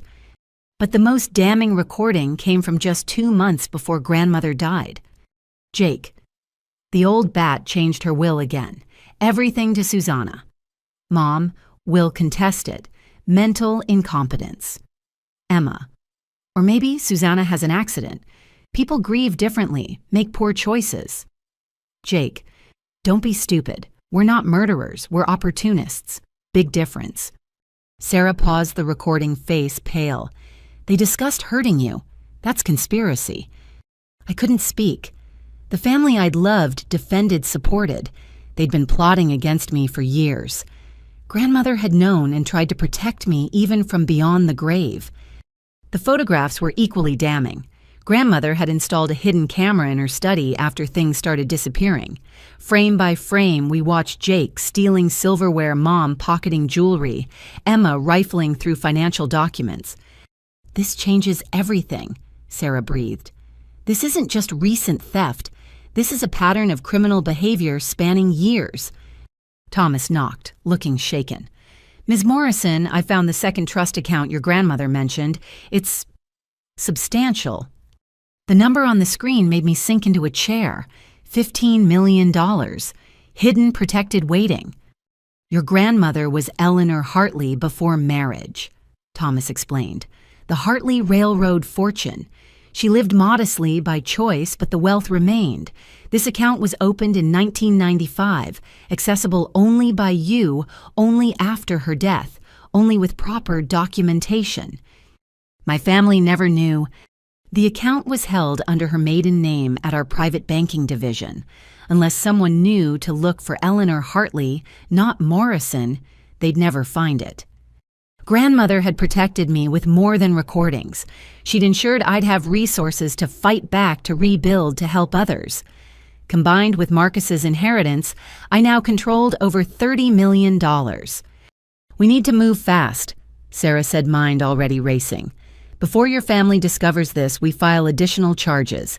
The recordings prove conspiracy, premeditation, ongoing criminal enterprise. This isn't just fraud anymore. It's organized crime. My phone buzzed. Christina Walsh.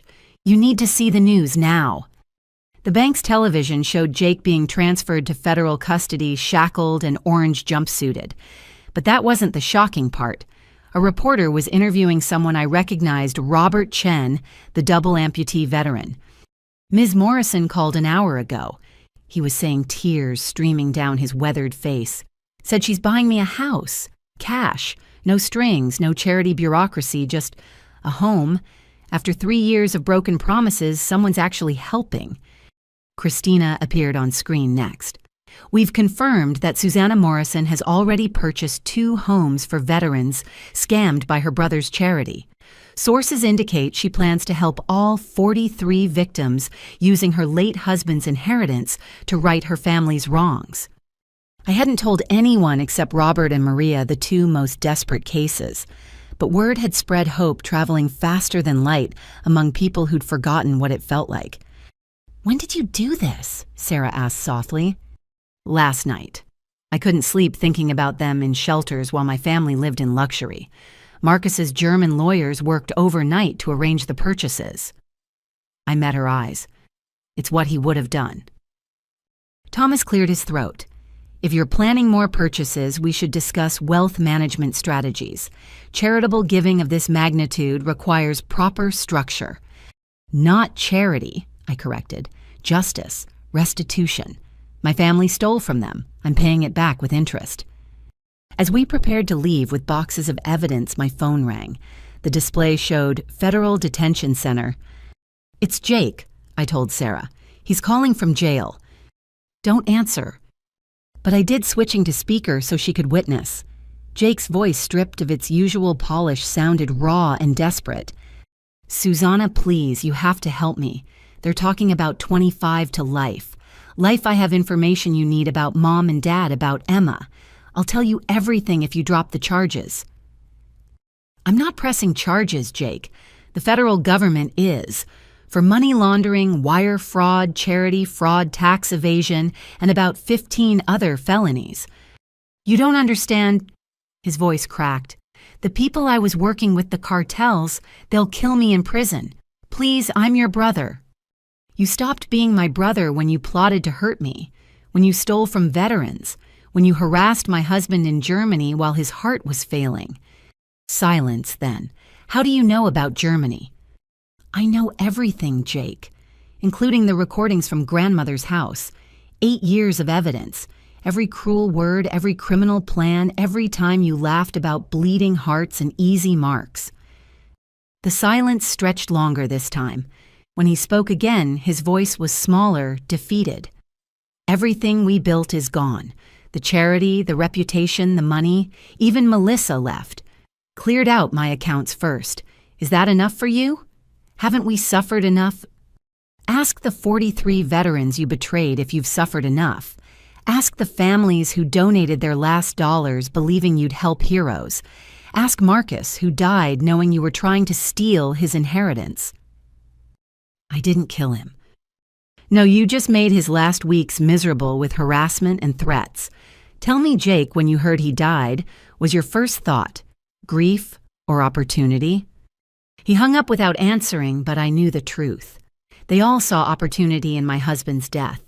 The recordings proved it. "You okay?" Sarah asked gently. "Getting there," I admitted. Each revelation hurts less than the last, like building immunity to poison. We left the bank with boxes of evidence that would ensure my family never recovered. But more importantly, we left with resources to build something better. Grandmother and Marcus had both tried to protect me, each in their own way. Now it was my turn to protect others. That afternoon, I sat in my hotel room making lists. 43 veterans needing homes, legitimate charities needing support, a grandmother's house needing restoration, a life needing rebuilding. The news played in the background, my family's disgrace on endless loop. Jake in handcuffs, Mom and Emma's arrests at their homes, Dad's business partners abandoning ship. The Morrison name had become synonymous with greed and betrayal. But it didn't have to stay that way. With $30 million and a clear mission, I could redefine what Morrison meant. Not theft, but restitution. Not betrayal, but justice. Not greed, but generosity. My phone rang again. This time the caller ID showed Hope Maria Santos, the veteran who'd lost her apartment. "Ms. Morrison, I just got a call from a real estate agent. She says you bought a house for my family. That can't be right. Things like this don't happen to people like us." "They do now," I promised. "The address is 1427 Oak Street. 3 bedrooms, 2 baths, fenced yard for your children. The keys are waiting at the property management office." Her sobs of joy were worth more than any inheritance.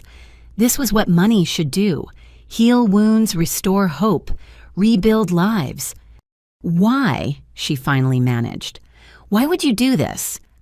Because my husband believed in doing what's right. Because my grandmother taught me to cut away dead growth so new blooms could flourish. Because 43 heroes deserve better than broken promises. After we hung up, I opened my laptop and began drafting plans for the Marcus Morrison Foundation, not a charity. Those could be corrupted, as Jake had proved. A direct action fund that bought homes, paid off medical debts, provided education. No administrative costs, no fancy galas, no opportunities for theft. Just justice delivered one family at a time. The war against my biological family was nearly won, but the battle to rebuild the Morrison name into something worthy, that was just beginning. The American Legion Post 209 hadn't seen a crowd this size since Memorial Day. 43 veterans and their families filled the main hall, some in wheelchairs, others leaning on canes, all wearing expressions caught between hope and habitual disappointment. I stood at the podium, Christina beside me with her recorder Sarah, at a table with stacks of legal documents. Thank you all for coming. I began, my voice steadier than my hands. I know trust doesn't come easy, especially after what my brother put you through. So I won't ask for trust. I'll just show you action. Robert Chen sat in the front row, still processing the keys he'd received that morning to a fully accessible ranch home in Littleton. Maria Santos clutched her children, the youngest, wearing a shirt that said, "Future Veteran," a heartbreaking reminder of cycles that might continue without intervention. 3 years ago. Robert spoke up without prompting. Jake Morrison looked me in the eyes and promised I'd never sleep in my car again. He took photos with my prosthetics, used my story for fundraising, raised $80,000 in my name. I saw exactly 900 of it. He continued, anger bleeding through. For moving expenses to a home that never existed. Been living in VA parking lots ever since, showering at truck stops, wondering what I did wrong. Maria stood next. He had us speak at galas, rich people crying into champagne while writing checks. My daughter asked if we could move into the hotel ballroom since everyone there seemed so worried about us having homes. One by one, they shared their stories. William Tucker revealed Jake had him sign papers granting temporary power of attorney for housing applications, then used it to open credit cards. Sarah made rapid notes, more federal charges to add to Jake's growing list. He targeted us specifically, said Angela Foster, a Navy veteran with severe PTSD. Knew we were vulnerable, desperate, trained to follow orders and not ask questions. Perfect victims for a con artist in a $1,000 suit. $2,000, I corrected, remembering Jake's bragging. His suits cost $2,000 each. Well, I've been wearing the same jacket for 5 winters, someone called out. The anger in the room was palpable, years of betrayal, crystallizing into rage. But I hadn't come to stoke fury. I'd come to deliver justice. Here's what happens now, I announced, gesturing to Sarah. Every person in this room who was promised housing by Jake's fake charity will receive a home.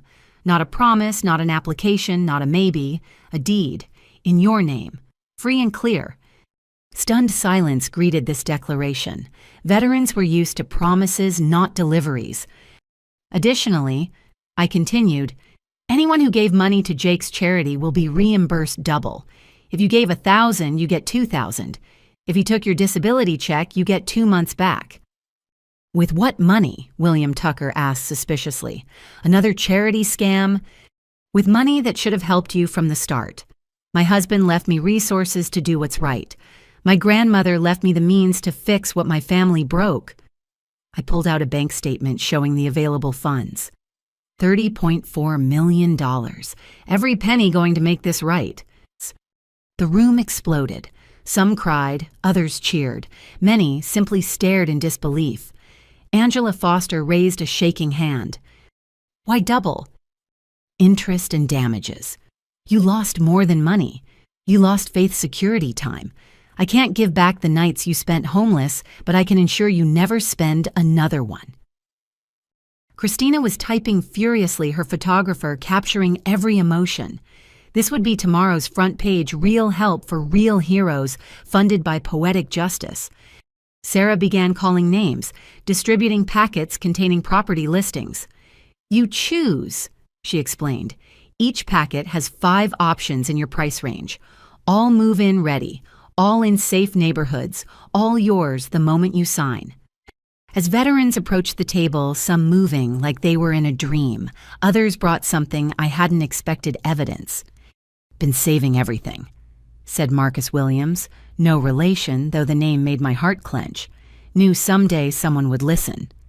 He produced a battered folder containing every email receipt and false promise from Jake's charity.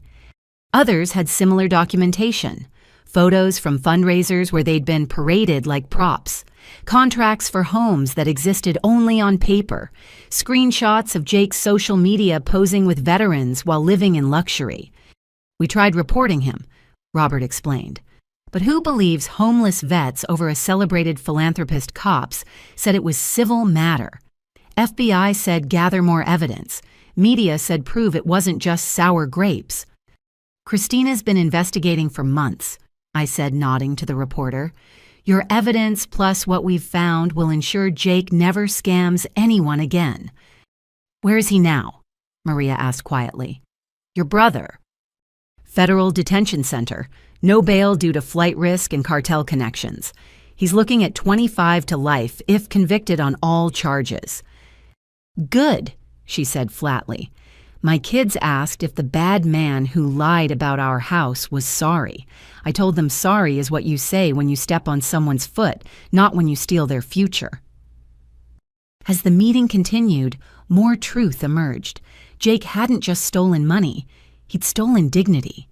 Veterans spoke of the humiliation of being evicted after believing they'd have homes, of explaining to children why Christmas was spent in shelters, despite Mr. Morrison's promises, of other veterans avoiding legitimate charities, assuming all were scams. "He poisoned the well," William said. "Now when real charities reach out, we wonder what the catch is. Trust once broken." He shrugged, the gesture carrying volumes. "Then let's rebuild it," I suggested. "Not through charity, but through direct action. No middlemen, no administrative costs, no galas. Just identifying needs and meeting them." "What about those not here?" Angela asked. "Jake scammed veterans in Nevada and Arizona, too. Christina has their contacts. Every single person he defrauded will be made whole. If we missed anyone, they can reach out through the law firm." I handed out cards with Sarah's information. No statute of limitations on making this right. The formal meeting evolved into something unexpected: community. Veterans who'd been isolated by shame and circumstance began exchanging information. Phone numbers were shared, resources compared, support networks forming organically. "This is what Jake prevented," Robert observed. "Kept us separate so we couldn't compare notes, couldn't organize, couldn't fight back." Christina pulled me aside. "This is incredible, the human interest angle alone. But Susanna, you realize what you're doing. You're essentially admitting your family's guilt, taking responsibility for their crimes." "Someone has to," I replied simply. "They won't, so I will." "Your story's resonating beyond Denver," Christina explained. "Other fake charities are being exposed. Real ones are implementing better oversight. You've started something." But I wasn't interested in starting movements. I was interested in 43 heroes having roofs over their heads by Christmas. Sarah approached with numbers. "Based on housing choices so far, we're looking at approximately $12 million for properties, another $2 million for reimbursements. Well, within budget." "What about furniture, utility deposits, moving costs?" She smiled. "Already factored. Each family gets a $10,000 Fresh Start fund for necessities." "Make it 15, I decided. They've waited long enough for basic dignity. As the meeting wound down, each veteran stopped to speak with me personally. Some offered thanks. Others shared photos of children who'd have bedrooms for the first time in years. William Tucker, the Vietnam vet who'd been suspicious, gripped my hand with surprising strength. "Your grandmother raised you right," he said quietly. Takes courage to stand against family. Takes more to make their wrongs right. My family made their choices, I replied. Now I'm making mine. The last to leave was Robert Chen. He'd been Jake's first victim in the test case for larger scams. In his wheelchair, he still carried himself with military bearing. Ms. Morrison, I need you to know something. Your brother didn't just steal money. He stole hope. Do you know what that does to a person? To believe just for a moment that someone cares, then realize it was all lies. I thought about airport texts, family dinners built on deception, a husband who died believing family meant something. Yes, I said softly, I know exactly what that does. He studied my face, recognizing a fellow survivor. Then you know why this matters. Not the houses, though God knows we need them, but that someone finally said, I believe you, and backed it up with action. Marcus would have done this immediately, I admitted. He was always the better person. I'm just trying to honor what he'd want. From what I see, Robert said, wheeling toward the door, you're doing him proud.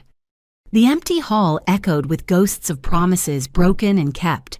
Christina finished her interviews while Sarah packed up legal documents. Tomorrow, property transfers would begin.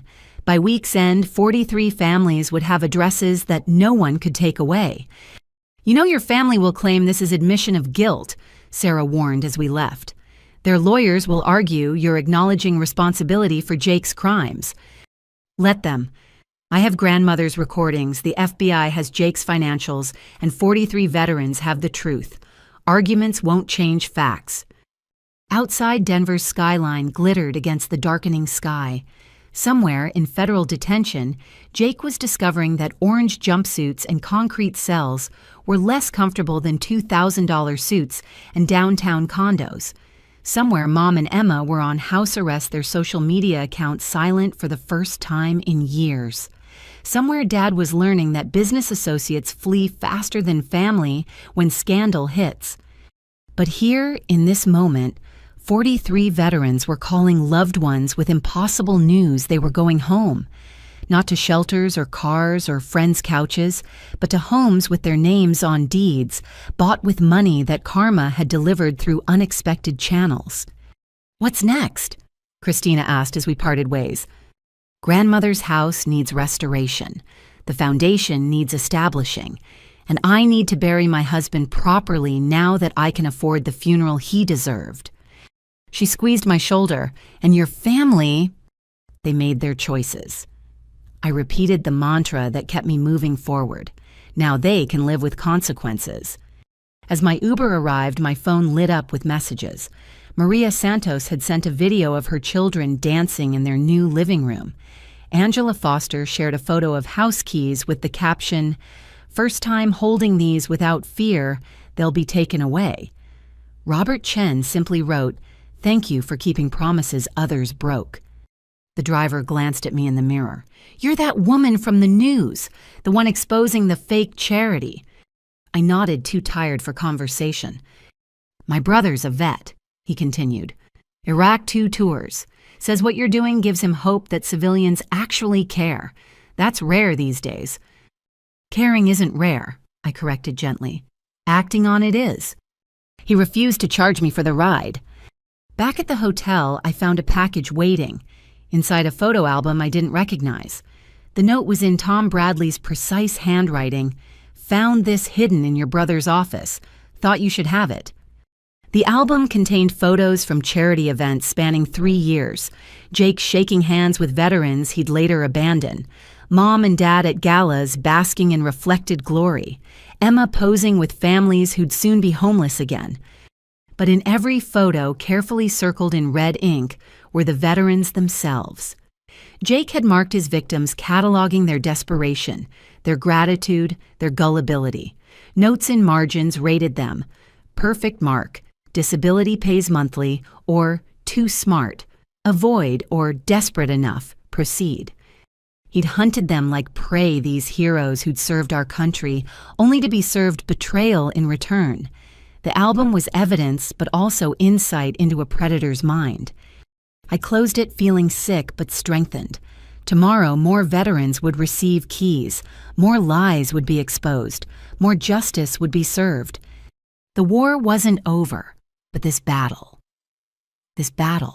was won. The Hilton conference room smelled of desperation and expensive perfume, Mom's signature scent applied liberally as if it could mask the stench of scandal. She'd called this emergency family meeting through her lawyer, claiming we needed to present a united front before tomorrow's federal grand jury hearing. What she didn't know was that I'd arrived early, placing a digital recorder in the flower arrangement centerpiece, and Sarah waited in an adjacent room with FBI Special Agent Diana Foster. They filed in like defendants to their own trial. Dad, his usually immaculate appearance crumbling around the edges, stubble-wrinkled shirt defeat in every line. Emma defiant in designer clothes that screamed, "Last shopping spree before asset freeze," her phone clutched like a lifeline to the influence she'd lost. Mom playing the martyred matriarch in funeral black as if mourning the family she'd helped destroy. Jake entered last, flanked by federal marshals. Ankle monitor bulging beneath his tailored pants hands, cuffed in front orange jumpsuit, replaced by a suit that couldn't hide his fall from grace. The marshals positioned themselves by the door as he sat chains clanking against mahogany. "Susanna." Mom began, voice dripping with forced maternal concern. "Thank you for coming. We need to work together to save our family." Our family. I remained standing distance, both physical and emotional. The family that plotted to rob me, that abandoned me at my husband's funeral, that stole from veterans. Which family are we saving exactly? Emma rolled her eyes, always so dramatic. This victim act is getting old. I pulled out my phone, began recording video openly. "For legal documentation, please continue, Emma. Tell me more about my victim act." Her lawyer whispered urgently, but she shoved him aside. "You destroyed us. My kids won't speak to me. Daniel's filing for full custody. My nursing license is under review. All because you couldn't just let things go." "Let things go." I laughed sharp and bitter. "You mean let you continue stealing? Let Jake keep defrauding veterans? Let Mom and Dad drain grandmother's trust? What exactly should I have let go?" "Family protects family," Dad interjected weakly. "That's what we've always done." "No." I corrected, pulling out grandmother's album of recordings. "Family preys on family. That's what you've always done. Should I play the Thanksgiving recording where you discussed my accident? Or Christmas when you planned to declare grandmother mentally incompetent?"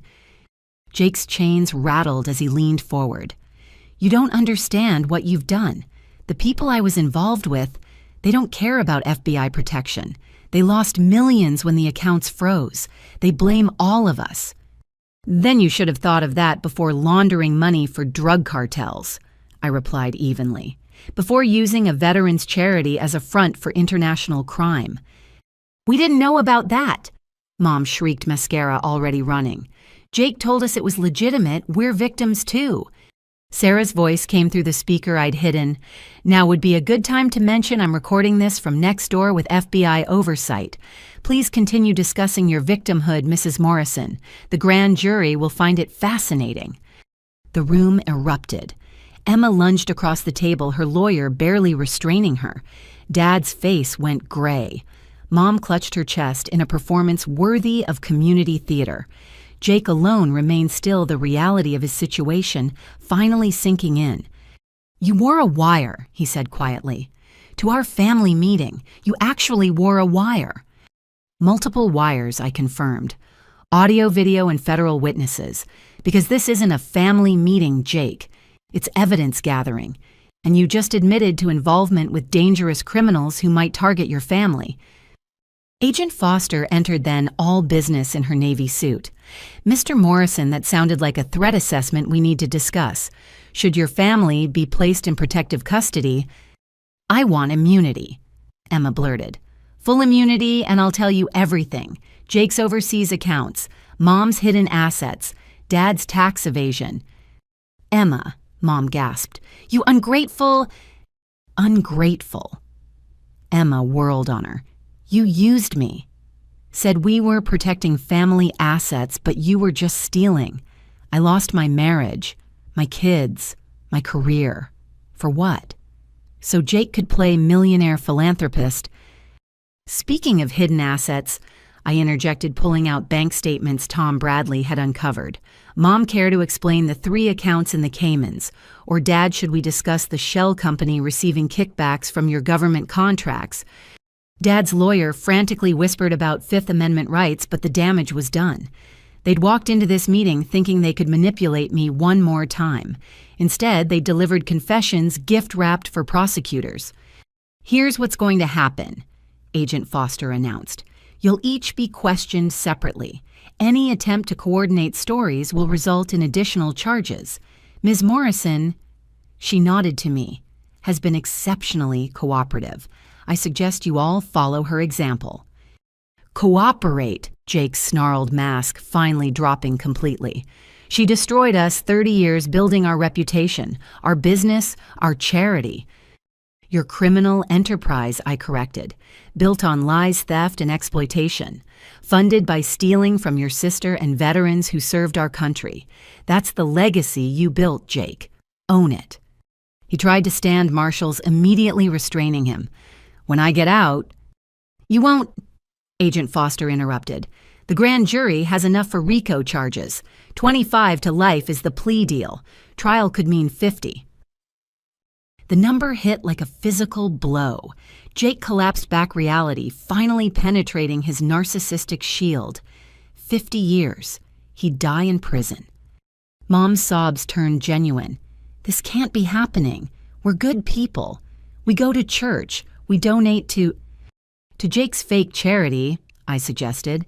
Tax write-offs for funding your own son's criminal enterprise. I'm sure the IRS will find that fascinating. Emma's lawyer was already negotiating with Agent Foster, sensing his client's willingness to flip. Dad sat silent, perhaps finally understanding that decades of enabling hadn't protected him from consequence. Mom continued crying, but no one moved to comfort her. I have a proposal, I announced, knowing Sarah was documenting every word, full confessions, detailed accounts of every theft, every scheme, every crime. Return what assets remain. Cooperate completely with federal authorities. In exchange for, Jake's lawyer asked hopefully. Nothing, I replied. You do it because it's right, because 43 veterans deserve to know exactly how they were betrayed, because the trust fund you stole from was meant for grandmother's favorite charities, because Marcus died thinking he had a family, not a pack of vultures. You want us to confess out of conscience? Emma laughed bitterly. That's rich coming from Miss Perfect, who's taking everything. I'm not taking anything, I corrected. I'm recovering what was stolen and using it to fix what you broke. Every penny goes to veterans you scammed or charities that actually help people. I could have kept it all, disappeared to Europe, lived quietly on millions. Instead, I'm here trying to salvage something good from your greed. Why? Dad asked, the first genuine emotion I'd heard from him. Why not just take the money and run? I thought of Marcus, his quiet integrity and belief in justice, of grandmother documenting crimes while serving pie to criminals, of 43 veterans who'd lost hope until someone kept promises. Because that would make me like you, I answered simply, and I've seen what that looks like. The meeting dissolved into chaos. Emma's lawyer haggled with Agent Foster about immunity terms. Mom demanded her own attorney separate from Dad's. Jake's marshals prepared to return him to detention. Dad signed papers with shaking hands, perhaps finally understanding his role in enabling monsters. As they filed out, each paused at my chair. Emma hissed something about karma. Mom wailed about ungrateful daughters. Dad simply looked broken. But Jake stopped longest, studying me with eyes that finally showed awareness. You know what's funny, he said quietly. I always thought you were the weak one. Too soft, too trusting, too naive. Turns out you were just patient. No, I corrected. I was just honest. You mistook kindness for weakness, integrity for naivety. That's why you're going to prison while I'm going home. Home. He laughed bitterly. What home? You destroyed our family. Wrong again, I said, standing to leave. You destroyed our family. I just stopped letting you hide it. The marshals led him away, chains clanking like ghosts' warnings. Through the conference room windows, I watched them load him into the federal transport van. Mom and Emma argued in the parking lot while Dad sat alone in his car, probably calculating losses. They'd entered as a united front of manipulation. They left as every criminal family does, turning on each other to save themselves. Sarah joined me, Agent Foster beside her. That was masterful, the agent admitted. We've been trying to crack their coordination for weeks. You got them to implode in 30 minutes. They imploded years ago, I observed. Today just made it visible. My phone buzzed with messages. More veterans reaching out, having heard about the housing program. Christina sending article drafts about the meeting. Tom Bradley with updates on recovered assets. The Marcus Morrison Foundation Board requesting guidance on first initiatives. But one message stood out. Marcus's parents in Germany. We saw the news. Marcus would be proud. You are always welcome here. Love Mama and Papa. Real family. The kind that offered support without expectation. Love without manipulation. The kind Marcus had tried to create with me, far from the toxic dynamics that had poisoned my childhood. What now? Sarah asked as we gathered our files. Now we build something better, I decided. 43 houses are just the beginning. Grandmother's recordings will help other families recognize manipulation. The foundation will help veterans Jake couldn't reach. And the Morrison name... I looked back at the conference room where my biological family had finally shown their true faces, recorded in high definition for posterity. The Morrison name will mean something different, something better, something worthy of the people who actually loved me. As we left the hotel, I dropped the flower arrangement with its hidden recorder in the trash. No more secrets. No more hidden microphones. The truth was fully exposed, now ugly and unvarnished, and ultimately liberating. Behind us, my former family scattered to face their individual fates. Ahead, 43 veterans prepared to move into homes bought with laundered money now serving justice. The emergency family meeting had accomplished nothing Mom intended and everything I'd planned. The last gathering of the Morrison family had ended not with unity, but with handcuffs, not with reconciliation, but with recordings for the grand jury. And I felt nothing but relief. The hotel room's television flickered to life at exactly 6 p.m. I sat on the bed's edge, Sarah beside me with her laptop open to social media feeds, both of us bracing for impact. Christina had warned her story would lead the evening news, but nothing prepared me for seeing my family's destruction broadcast in high definition. Breaking tonight. The anchor announced her professional gravity barely containing excitement. A Denver charity fraud case has exploded into an international money laundering scandal. Christina Walsh has the exclusive investigation. Christina appeared on screen standing outside Jake's abandoned offices. Behind her, FBI agents continued carrying boxes of evidence, each one another nail in my brother's coffin. What started as questions about a veterans charity has uncovered a criminal enterprise spanning 3 states and reaching into international drug cartels. She began. At the center, Jake Morrison, who promised homes to homeless veterans while allegedly laundering millions for Mexican drug operations. The report was devastating in its thoroughness. Financial graphics showed money flowing from donors through Jake's charities into offshore accounts. Veteran interviews played in heartbreaking succession. Robert Chen describing nights in his car, Maria Santos explaining to her children why they couldn't have a real address, William Tucker, displaying forged loan documents in his name. Then came the hidden camera footage from this morning's family meeting.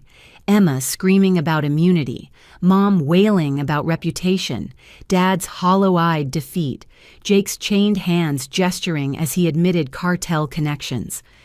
The Morrison family thought they were meeting privately to coordinate their defense, Christina's voiceover explained. They didn't know their daughter Susanna was recording everything for federal prosecutors.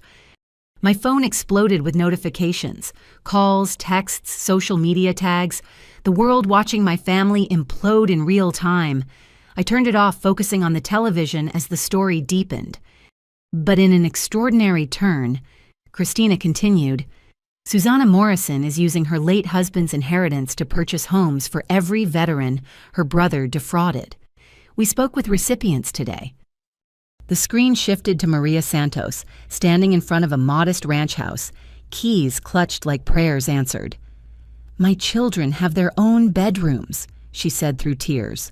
First time in 3 years. Ms. Morrison didn't just give us a house, she gave us dignity back. More testimonials followed, veterans showing house deeds, families moving furniture, children playing in yards they'd never dreamed of having, each image a stark contrast to Jake's hollow promises. The local report ended, but coverage continued on other channels. CNN had financial experts analyzing the money laundering aspects. Fox focused on veteran exploitation. MSNBC examined charity oversight failures. Each angle revealed new depths to my family's crimes. Then something unexpected happened. The hotel phone rang. The landline, not my cell. Sarah answered cautiously. Ms. Morrison, I have the Denver police chief holding for Susanna Morrison. I took the handset, bewildered. This is Susanna. Ms. Morrison, Chief Patricia Williams. I'm calling because one of my officers just forwarded something concerning. Your mother has posted what appears to be a suicide threat on social media. We're sending units to check on her, but thought you should know. My blood chilled. Sarah pulled up Facebook, finding Mom's profile, her latest post published minutes ago. My daughter has destroyed everything. I have nothing left to live for. Tell Susanna I hope she's happy now. This blood is on her hands. It's manipulation, Sarah said immediately. Classic narcissistic behavior when consequences arrive. But what if it wasn't? What if Mom actually... We have officers at her residence now, Chief Williams reported. She's on the lawn with news cameras claiming you drove her to attempt suicide, very much alive and performing for media. Of course. Mom's final play for sympathy, turning her own threat into theater. The news trucks that had staked out her house were getting exclusive footage of her breakdown, carefully orchestrated for maximum impact. I switched channels, finding live coverage. Mom on her perfectly manicured lawn, wailing to reporters about her heartless daughter who destroyed our family for money. She'd changed into a white nightgown, virginal, victimized, visually perfect for generating sympathy. My daughter wore a wire. She sobbed to the nearest microphone. Recorded her own mother. What kind of child does that? We tried to help her after Marcus died, and she turned on us like a viper. Emma appeared beside her playing supportive daughter. Susanna's always been jealous of our family's success. When her foreign husband died, she snapped, made up terrible lies about Jake's charity work. Now she's spreading these horrible accusations to steal our inheritance. The performance might have worked without context, but Christina's investigation had provided plenty. Comments scrolled beneath the live feed, crocodile tears. Where were you when she buried her husband? Trying to steal from a widow is helping. Then Jake appeared on screen and everything shifted. He wasn't at Mom's house. The breaking news banner screamed, "Live from Federal Detention Center." An enterprising reporter had caught him being transferred between buildings, orange jumpsuit bright in the floodlights. Mr. Morrison, any comment on the money laundering charges? Jake turned to the camera, and for once, his mask completely dropped. You want to comment my sister destroyed us because we didn't pick her up from the airport. One text, and she decided to ruin our lives. She's giving our money to strangers while our family suffers. That's who Susanna Morrison really is. The reporter pressed closer.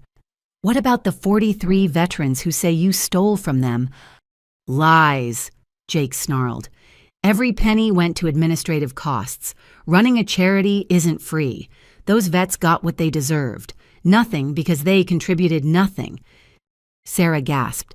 He just admitted it, on live television. The feed cut back to the anchor, visibly shaken. We apologize for that disturbing outburst. We're now learning more about the Morrison family's alleged crimes. My phone, despite being off, somehow rang. Sarah checked the ID. It's the FBI. They must really want to talk to you. Agent Foster's voice was urgent. Susanna, we need to move you to a secure location. Jake's mention of cartel connections wasn't exaggerated. We've intercepted communications suggesting they blame you for freezing their money. It's probably just threats, but we can't take chances. You think they'd actually... We don't know. But losing millions tends to upset dangerous people. Pack quickly. Marshals will be there in 20 minutes. The room suddenly felt exposed windows like targets. Sarah immediately began gathering documents while I threw essentials into a bag. The triumph of exposing my family curdled into fear. Had I painted a target on myself? The news continued playing, now showing international coverage. The scandal had spread beyond Denver, beyond America. Charity fraud exposes cartel connections, scrolled across BBC News. German channels covered Marcus's inheritance funding veteran housing. The Morrison name was becoming globally synonymous with greed and betrayal. A knock rattled the door. Sarah and I froze until a voice called, "U.S. Marshals! Agent Foster sent us." 2 marshals escorted us through service corridors to an unmarked van. As we drove through Denver's darkened streets, I watched my phone light up with notifications through the evidence bag they'd sealed it in. The world was reacting to my family's collapse, but I was being hidden from potential revenge. "Where are we going?" I asked the lead marshal. "Safe house outside the city. You'll stay there until we assess the threat level. Agent Foster will brief you in the morning." Sarah squeezed my hand. "You did the right thing. No matter what happens, remember that." Through the van's tinted windows, I glimpsed news trucks racing through the city, chasing new angles of the scandal. Electronic billboards flashed updates about FBI raids and frozen accounts. The Morrison family empire hadn't just fallen. It had detonated, taking chunks of Denver's social landscape with it. We drove for an hour, leaving the city lights for mountain darkness. The safe house was a modest cabin invisible from the main road, staffed by federal agents who treated me with professional kindness. "Your bedroom's upstairs," one explained. "Cable news if you want it, though. Maybe you've seen enough for tonight. Kitchen stocked. We'll be right outside." In the simple bedroom, I finally allowed exhaustion to hit. The television showed split-screen coverage, Mom still performing grief on her lawn, Jake being processed into federal custody, financial experts dissecting the money laundering scheme, veterans moving into their new homes. Christina appeared on one feed looking exhausted but satisfied. This investigation started with a simple question. Why did 43 veterans not have homes despite millions in donations? The answer revealed corruption so deep it reaches from Denver charity galas to Mexican drug cartels. And at the center, one family's greed destroyed everything they claimed to value. The story would run for days, maybe weeks. Every detail of my family's crimes would be examined, analyzed, judged. The Morrison name would become a cautionary tale about charity fraud and family betrayal. But as I lay in an unfamiliar bed protected by federal agents from cartel retaliation, I thought about different images. Maria Santos's children in their new bedrooms, Robert Chen receiving physical therapy in an accessible home, 43 families with addresses no one could steal. My family had chosen greed. I'd chosen justice. The consequences were still unfolding, rippling outward in waves of revelation and retribution. Tomorrow would bring more chaos. Grand jury testimony, security assessments, foundation planning, funeral arrangements for Marcus they could finally afford. Tonight, though, I sat in a strange house hunted by criminals and haunted by family, watching the news break the people who'd broken my trust. The war was won, but victory came with a price I was still calculating. Sleep came eventually filled with dreams of airport arrivals and empty terminals of families that embraced instead of exploited of Marcus, smiling as veterans carried boxes into houses bought with his inheritance. When I woke, it would be to a changed world. The Morrison name meant something different now. Scandal to some, justice to others, warning to all who thought family bonds excused criminal greed. But first, I slept while outside federal agents kept watch, and across the city my family discovered what happened when consequences finally came calling. The news had broken, and with it, every illusion they'd built. The truth was, outspreading like wildfire through digital channels and cable news, burning away years of lies until only ashes remained. And from those ashes, something new could grow. Something honest, something worthy. Something that honored the dead by serving the living one house at a time. Agent Foster's face appeared on the secure video link at 7 the next morning, her expression grave even through digital pixels. I sat at the safe house's kitchen table, coffee growing cold as she delivered news that shifted everything. German authorities raided accounts in Frankfurt, Luxembourg, and Zurich based on our intelligence, she began. Jake wasn't just laundering for Mexican cartels. He was connected to international crime syndicates, Russian oligarchs, Chinese trafficking rings, Middle Eastern terrorist financing. Sarah, who'd stayed overnight, gripped her legal pad. How deep does this go? Deeper than we imagined.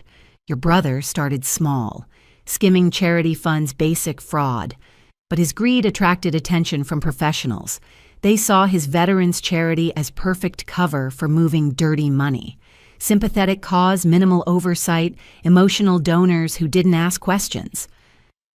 She pulled up financial charts that made my head spin. Money flowing from Moscow through Denver to Dubai. Charitable donations mixing with drug profits. Jake's signature on documents authorizing transfers that funded human trafficking weapons, smuggling horrors beyond imagination. He knew I asked, though the answer was obvious. He knew enough. Maybe not every detail, but he understood he was facilitating criminal enterprises. The payoffs were too generous for simple money laundering. Your brother earned approximately $12 million in consulting fees over 3 years. $12 million. While veterans slept in cars, while Marcus secretly paid my parents' mortgage, while I worked overtime to help with family bills that didn't exist. There's more, Foster continued. The international nature changes everything. This is now a joint task force operation involving FBI, CIA, DEA, Interpol, and foreign intelligence services. Your family's local fraud scheme has become a matter of national security. My phone returned, but monitored buzzed with a notification from Tom Bradley. Check the news, now. Every channel showed the same breaking story: FBI raids across 3 countries, arrests in 4 languages, frozen accounts totaling hundreds of millions. And at the center, Jake Morrison's face, his charity's logo, transformed from symbol of hope to mark of international crime. The veterans were just props, I said quietly, understanding finally hitting. Jake didn't just steal from them, he used their suffering to wash blood money. Which is why protective custody remains necessary, Foster explained. These aren't local criminals upset about frozen accounts. These are international syndicates who've lost critical infrastructure. They blame your brother primarily, but you're the one who exposed it all. A knock interrupted. Marshal Davidson entered with printed documents. Ms. Morrison, these require immediate attention. Your family is attempting legal maneuvers. The papers revealed desperate strategies. Mom was claiming mental incompetence, arguing she couldn't stand trial due to emotional breakdown. Emma was offering to testify against everyone in exchange for immunity. Dad had hired new lawyers who were floating an insanity defense based on grief-induced psychosis over Jake's arrest. But the most audacious move came from Jake himself. He was claiming I'd orchestrated everything, that I'd known about his activities all along and only exposed them after Marcus died to steal the operation for myself. He's saying I'm the real criminal mastermind. I laughed, but it came out hollow. While I was working 60-hour weeks and living in a rental apartment, desperate people make desperate claims, Sarah noted, already drafting responses. No evidence supports it, but he's trying to muddy the waters for potential jurors. Foster added another complication. The State Department is involved now. Some of Jake's contacts have diplomatic immunity. They're being expelled rather than arrested, but they're also beyond prosecution. Your brother was smart enough to insulate key players. The safe house suddenly felt like a prison. While my family scrambled for legal loopholes and international criminals plotted revenge, I was trapped in protective custody watching the avalanche I'd triggered bury everything in its path. "How long will I need to stay hidden?" I asked. "Until we assess and neutralize threats. Could be weeks, maybe months." "I'm sorry, Susanna. You did the right thing, but right things sometimes have difficult consequences." After Foster signed off, Sarah and I reviewed the growing legal complexities. With international jurisdiction issues, some of Jake's crimes might never be prosecuted. The money trapped in overseas accounts could take years to recover through legal channels. The veterans deserve justice faster than bureaucracy allowed. "We pivot," Sarah decided. "Can't wait for international courts. We use what we have. Your inheritance, the recovered domestic assets, the grandmother's trust. Build the foundation, now help veterans immediately let the government chase foreign money." She was right. Justice delayed was justice denied, especially for people who'd already waited years for help. I pulled up the foundation's planning documents, focusing on immediate action rather than distant legal victories. Tom Bradley called with updates from Denver. "Your mom's performance made national news, but public opinion has turned. Someone leaked the Thanksgiving recordings, the ones where she discussed stealing your inheritance. Hard to claim emotional victim when you're caught planning crimes over turkey dinner." "Who leaked them?" "Emma. She's scorching earth trying to prove cooperation. Released everything. Photos of your parents' Cayman accounts, emails about the house sale, even recordings of Jake bragging about his cartel connections. Family destroying family, just as they'd once conspired together. The criminal enterprise collapsing into cannibalism as each member fought for survival." "There's something else," Tom added. "That safety deposit box key. Your grandmother had another box we missed. This one was registered under her maiden name at a different bank. Want to guess what's inside?" "More evidence." "Better. Bonds. Bearer bonds from the 1960s, never reported, never taxed. Worth approximately $8 million in today's market. Your grandmother was protecting more than recordings. She was building a war chest you could access outside the system. $8 million more. Untraceable, untaxable. If handled correctly, immediate liquidity, while other assets remained frozen in legal battles. Grandmother had thought of everything, planning for contingencies decades in advance. Also," Tom continued, "Christina's story has gone beyond viral. Publishers want books, producers want documentaries, everyone wants exclusive interviews. You could fund the entire veterans program just from media rights." "No." The refusal came instantly. "This isn't entertainment. 43 veterans suffered for years. I won't profit from their pain." "What if they participated, shared their stories, received compensation, could fund programs beyond housing, job training, medical care, education?" He had a point. Controlled narrative, ethical participation resources for comprehensive help. The media attention was inevitable. Better to channel it toward positive outcomes. Another knock interrupted planning. Marshall Davidson entered with a laptop showing news feeds. "Ms. Morrison, you need to see this. Your brother's being transferred to federal court for arraignment. He's making a statement." The live stream showed Jake in shackles, flanked by lawyers and marshals, addressing cameras outside the courthouse. His orange jumpsuit was immaculate, his hair somehow still perfectly styled, his smile managing confidence despite circumstances. "I want to address the veterans I've been falsely accused of defrauding," he began, voice-carrying trained sincerity. "Political prosecutors are twisting charitable work into criminal charges. Yes, the Morrison Foundation had high administrative costs, because excellence requires investment. Every dollar was spent advancing our mission." Reporters shouted questions, but Jake continued his prepared statement. "My sister, in her grief and confusion, has been manipulated by prosecutors seeking headlines. I forgive her betrayal and pray she finds peace. As for these alleged international connections, I was deceived by sophisticated criminals who infiltrated our legitimate charity. I'm a victim, just like the veterans we served. The audacity was breathtaking. Caught with millions in cartel money, he was still playing philanthropist. Sarah threw a pen at the screen in frustration. But then a veteran in the crowd, I recognized William Tucker, pushed forward with his own statement. Jake Morrison promised me a house in 2021, took my disability check as down payment. I've been homeless since. That's not administrative costs. That's theft.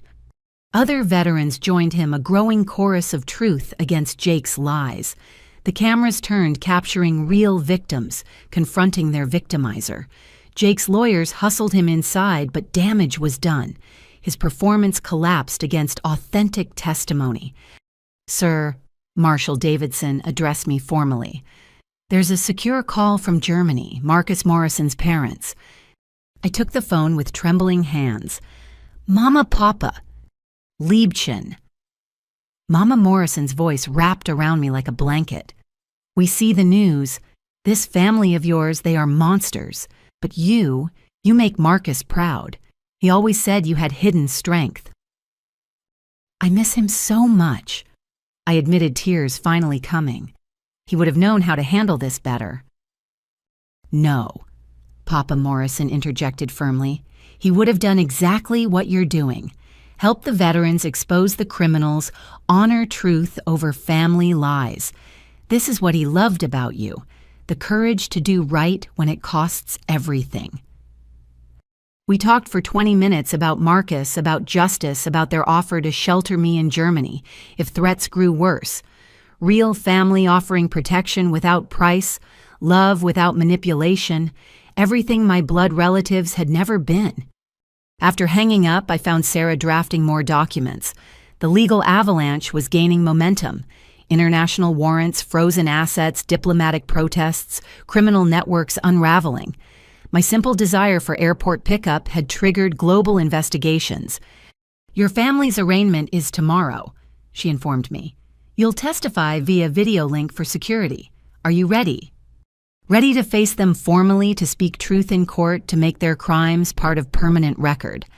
I thought of Marcus, of grandmother of 43 veterans who'd waited years for someone to believe them. I've been ready since they texted, "Try Uber," I replied. Let's bury them in truth. The afternoon brought more revelations. The IRS announced tax evasion charges, adding decades to potential sentences. The State Department confirmed 5 countries seeking extradition for various financial crimes. The Justice Department upgraded charges to include terrorism financing after finding connections to Middle Eastern extremist groups. Each announcement was another boulder in the avalanche, crushing any hope of my family's recovery. They'd built their criminal empire on the assumption that family loyalty would protect them, that I'd never expose their secrets. Now those secrets were burying them alive, and I was providing prosecutors with detailed maps of every hidden crime. Evening fell over the mountain safe house. Through windows, I watched sunset paint the peaks in shades of justice. Red for the blood money Jake had laundered, gold for the stolen trust funds, purple for the bruises on 43 American dreams. Tomorrow would bring testimony that finalized their destruction. But tonight I sat with Sarah planning housing for veterans, reviewing foundation bylaws, building something clean from the wreckage of corruption. The legal avalanche had started with a single pebble, a text about airport pickup. Now it roared down the mountain, gathering size and speed, crushing everything in its path. And I stood safe above it all, protected by truth, and federal marshals watching the family who'd betrayed me discover what real consequences look like. Justice wasn't just served. It was overwhelming, international, and inescapable. Exactly what they deserved. 3 days into protective custody, I watched through the safe house windows as dawn painted the mountains in shades of amber and rose. The marshal on duty, Agent Stevens, knocked gently before entering with coffee and a grim expression. "Ms. Morrison, there's been a development. Jake attempted to flee. Marshals are moving to intercept him at Denver International Airport. Agent Foster wants you to see this. Says you deserve to witness the end." He set up a laptop showing multiple feeds, security cameras, news helicopters, FBI communications. The same airport where I'd stood alone 2 weeks ago now swarmed with federal agents, all hunting my brother. Jake had made bail through a bondsman who hadn't done proper diligence, not realizing the new terrorism financing charges made him an extreme flight risk. Surveillance showed him entering the airport at 4 a.m. hood, up shoulders hunched, pulling a single carry-on. He'd abandoned his Mercedes in short-term parking, left his phone in a trash can, paid cash for a ticket to Mexico City. "Idiot," Sarah muttered beside me. "Mexico has an extradition treaty. Even if he made it, he'd be arrested within hours." But Jake wasn't thinking clearly anymore. The man who'd once charmed millions from donors was reduced to a desperate fugitive, making amateur mistakes in his panic. Security footage showed him pacing near his gate, checking over his shoulder every few seconds, sweat visible even in grainy resolution. All units suspect approaching gate B44. The FBI communication crackled. "Wait for my signal. Media's already here. This needs to be clean." Through news helicopter footage, I saw the scene unfold. Federal agents positioned throughout the terminal, trying to blend with early morning travelers. News crews setting up discreet positions, tipped off by someone seeking the exclusive. And Jake walking toward his gate freedom, just meters away. Then he spotted them. Something in an agent's posture. A camera lens reflection, simple paranoia. Whatever triggered it, Jake suddenly bolted. He abandoned his luggage, sprinting through the terminal as travelers scattered agents, converging from all directions. "Don't run," I whispered to the screen, knowing he couldn't hear. "Just stop, accept it." But Jake had never accepted consequences. He vaulted over seats, shoved past families, crashed through a restaurant's kitchen. Agents followed, shouting commands he ignored. News cameras captured everything the charity fraudster's final desperate flight broadcast, live to millions. He burst onto the tarmac through an emergency exit, alarms shrieking. Ground crews scattered as Jake ran toward planes, maybe thinking he could somehow board one escape to anywhere but here. Agents surrounded him in a tightening circle, weapons drawn but held low. "Jake Morrison." The lead agent's voice carried over jet engines. "Federal agents, stop running. There's nowhere to go." Jake spun wildly, searching for exits that didn't exist. Behind him, Denver's skyline caught morning sun. The city where he'd built his empire of lies now witnessing its complete collapse. He took 2 more stumbling steps before Agent Foster herself emerged from behind a baggage cart. "It's over, Jake," she said calmly. "You can surrender with dignity or be tackled on live television. Your choice." Jake looked directly at a news camera, and in that moment I saw realization dawn. Not just that escape was impossible, but that everything was truly finished. His charity reputation, freedom future, all destroyed by the same greed that had built them. He dropped to his knees on the concrete, hands behind his head. Agents moved in cuffs, clicking with finality. As they hauled him upright, Jake's mask finally shattered completely. He sobbed. Ugly, genuine tears of someone who'd lost everything and knew exactly who to blame. "This is Susanna's fault," he screamed at the cameras. "My sister destroyed our family over nothing, over a stupid text." They dragged him toward a federal vehicle as reporters pushed closer. "Mr. Morrison, why did you run? Where were you going? What about the veterans you defrauded?" Jake twisted in the agent's grip, designer clothes, disheveled hair, finally imperfect. "Want to know the truth? Those veterans were worthless, broken soldiers looking for handouts. I gave them purpose, being part of something bigger. They should thank me." Agent Foster pushed his head down, forcing him into the car. But Jake managed one last statement. "Everything I did was for family. Susanna's giving our money to strangers. She's the real criminal." The door slammed, cutting off his rant. But damage was done. He'd confessed on live television, admitted viewing veterans as marks rather than heroes. Any jury sympathy evaporated with those words. Sarah switched channels, finding coverage on every network. Charity fraudster captured at airport scrolled beneath footage of Jake's arrest. CNN had financial experts analyzing how he'd hidden millions. Fox interviewed veterans about their reactions. MSNBC examined charity oversight failures. But the most powerful coverage came from Christina Walsh, broadcasting from outside the federal courthouse. Behind her, a crowd had gathered. Veterans holding signs, citizens demanding justice, families who donated to Jake's fraud seeking answers. Jake Morrison's arrest ends a 2-week investigation that exposed not just charity fraud, but international money laundering, terrorism financing, and systematic family corruption, she reported.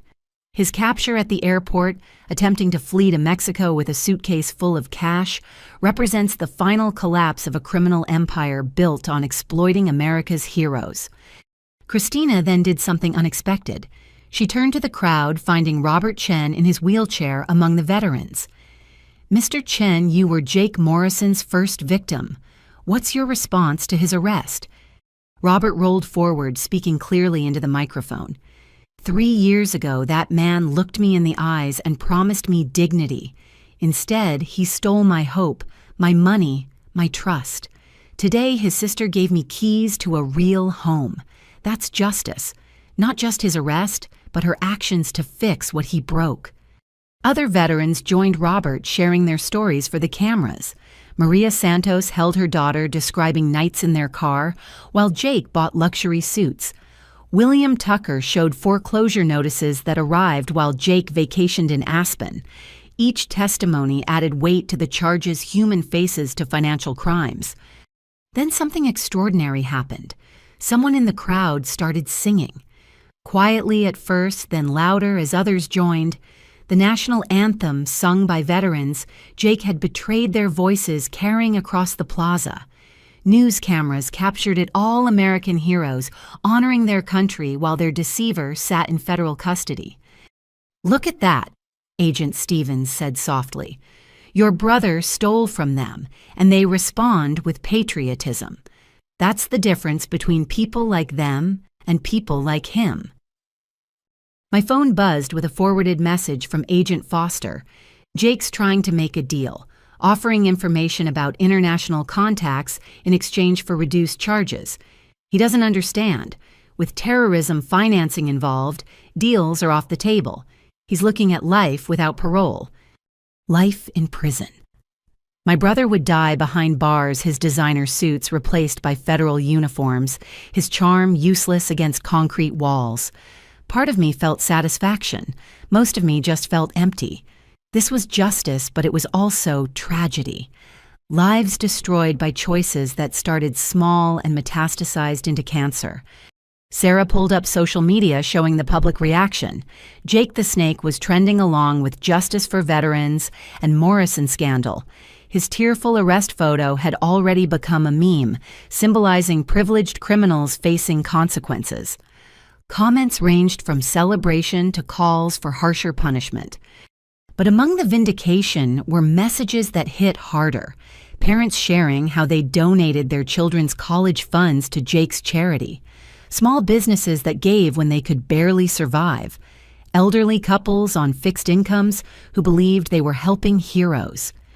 We need to expand the restitution program, I decided. Not just veterans, everyone he defrauded needs to be made whole. That could be thousands of people, Sarah warned. Millions more in payouts. Then we sell everything. The family, homes, cars, jewelry, art. Liquidate it all. Marcus would want his inheritance helping victims, not sitting in banks.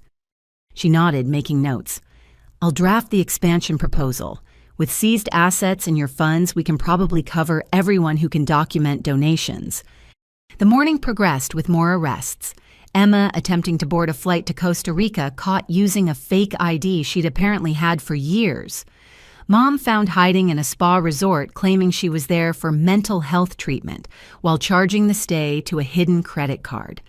Dad, the only one who hadn't run, sitting in his home office surrounded by shredded documents when agents arrived. Each arrest was its own spectacle. Emma fighting agent screaming about persecution, Mom fainting dramatically requiring medical attention that turned out to be performance. Dad's quiet surrender finally accepting what his enabling had wrought. By noon, every Morrison except me was in federal custody.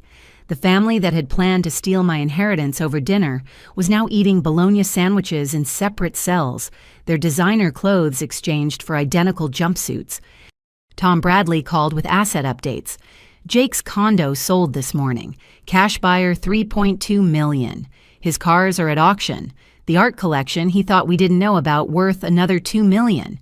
Your parents' house is listed multiple offers already.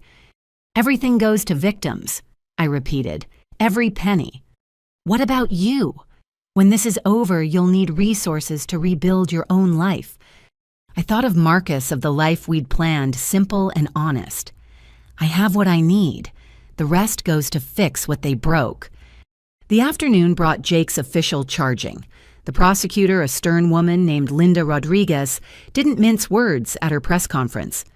Jake Morrison faces 173 federal charges, including money laundering, wire fraud, terrorism, financing, tax evasion, and racketeering. We're seeking life imprisonment without possibility of parole. 173 charges, each carrying years, some carrying decades. Jake would need multiple lifetimes to serve the sentence he faced. Rodriguez continued, "This case represents the largest charity fraud in Colorado history and one of the most complex international money laundering operations we've dismantled. Mr. Morrison's arrest ends a criminal enterprise that spanned continents and harmed countless victims." She then did something unexpected, acknowledged me. "We also want to recognize Susanna Morrison, who risked everything to expose these crimes. Her courage in standing against her own family saved countless future victims and has led to international criminal networks being dismantled. She represents the best of citizenship, while her family represented the worst." The acknowledgement felt hollow. I hadn't sought recognition, just justice.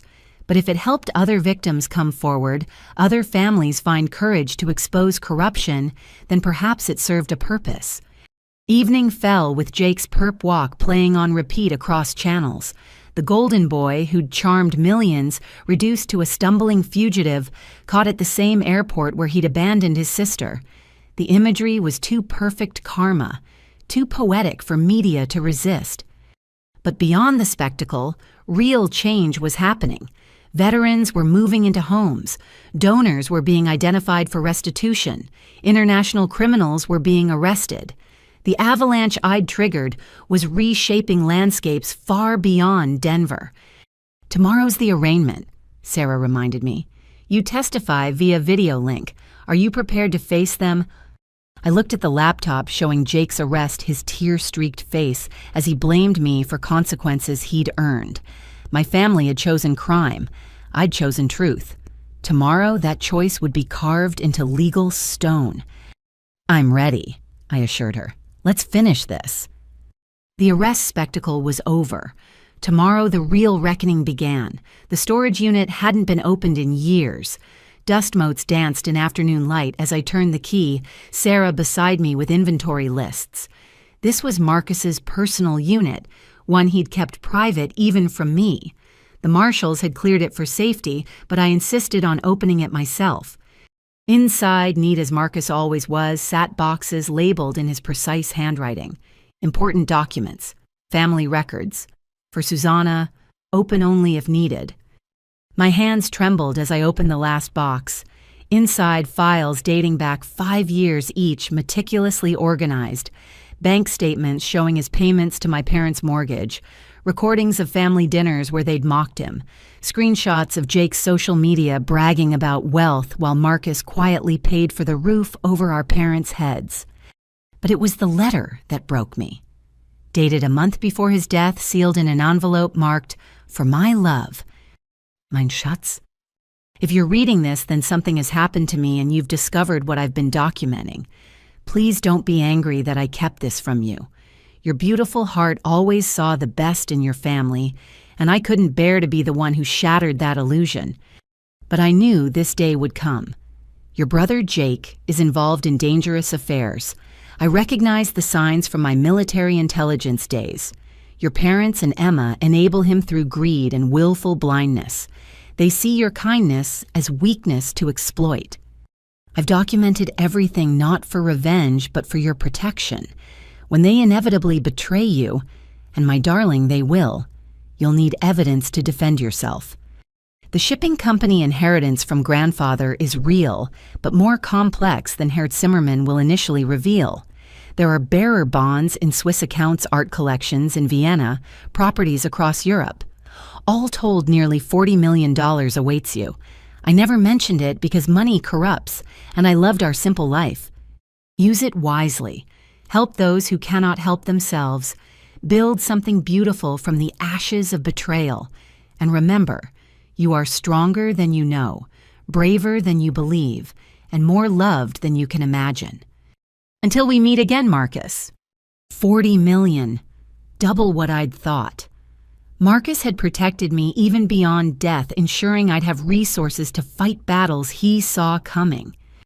There's more, Sarah said gently, holding a file. Look at these dates. The documents showed Jake had been investigating Marcus's background for years, hiring private detectives, searching for leverage. 2 weeks before the Frankfurt trip, Jake had contacted people claiming to be distant relatives, trying to contest the inheritance preemptively. He may have contributed to Marcus's stress. Sarah continued carefully. The harassment, the threats, the constant pressure during an already difficult time. I closed my eyes, seeing Marcus's last video call. He'd looked exhausted, mentioning complications he was handling. I'd assumed it was legal paperwork. Now I knew it was my brother tormenting a dying man for money. We use everything, I decided. Every document, every recording, every piece of evidence. They don't get to claim ignorance or manipulation. The world sees exactly who they are. The arraignment had been that morning, my family appearing via video from separate facilities. Jake pleaded not guilty to all charges, still maintaining his innocence despite his airport confession. Mom sobbed through her plea, claiming mental incompetence. Emma tried to change lawyers mid-hearing. Dad alone pleaded guilty, accepting responsibility with quiet defeat.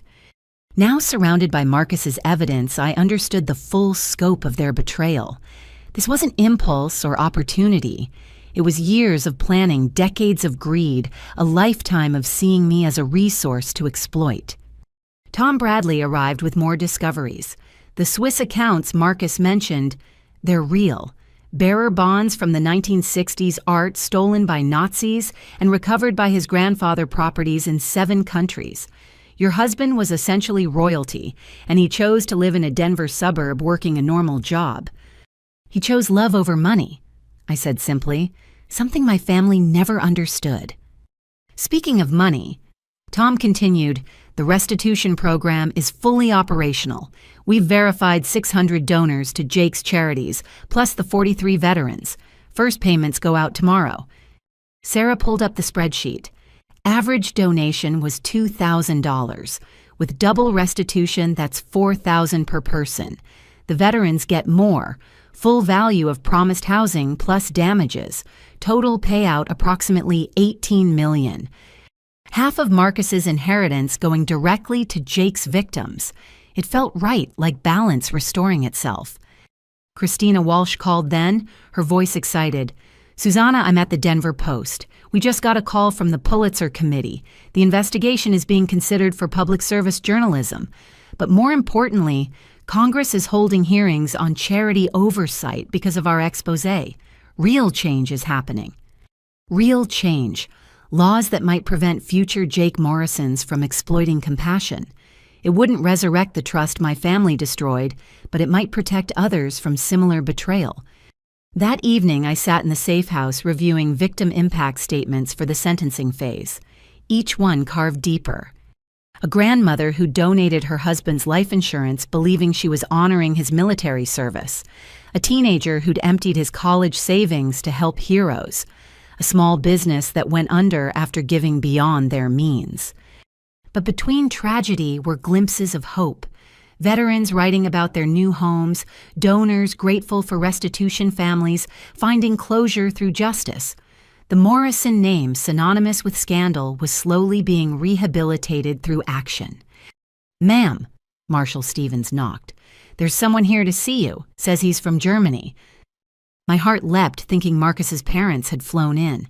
But the man who entered was unfamiliar. Elderly, dignified, carrying a leather portfolio. "Frau Morrison, I am Wilhelm Steinberg, Marcus's great-uncle. I've come regarding the full estate." Full estate, I thought Herr Zimmermann handled everything. Wilhelm smiled sadly. Zimmermann handled what we instructed him to reveal, but Marcus insisted on gradual disclosure, fearing sudden wealth would attract unsavory attention. He was right, wasn't he? The portfolio contained deeds, account numbers, provenance certificates, properties in Berlin, Munich, Zurich, art collections worth more than money, history preserved, culture protected, and at the bottom a photograph Marcus's grandfather with a young boy who looked exactly like my husband. "He loved you very much," Wilhelm said gently, "spoke of you constantly, said you were the only person he'd ever met who loved him for himself, not his name or inheritance. I never knew any of this existed."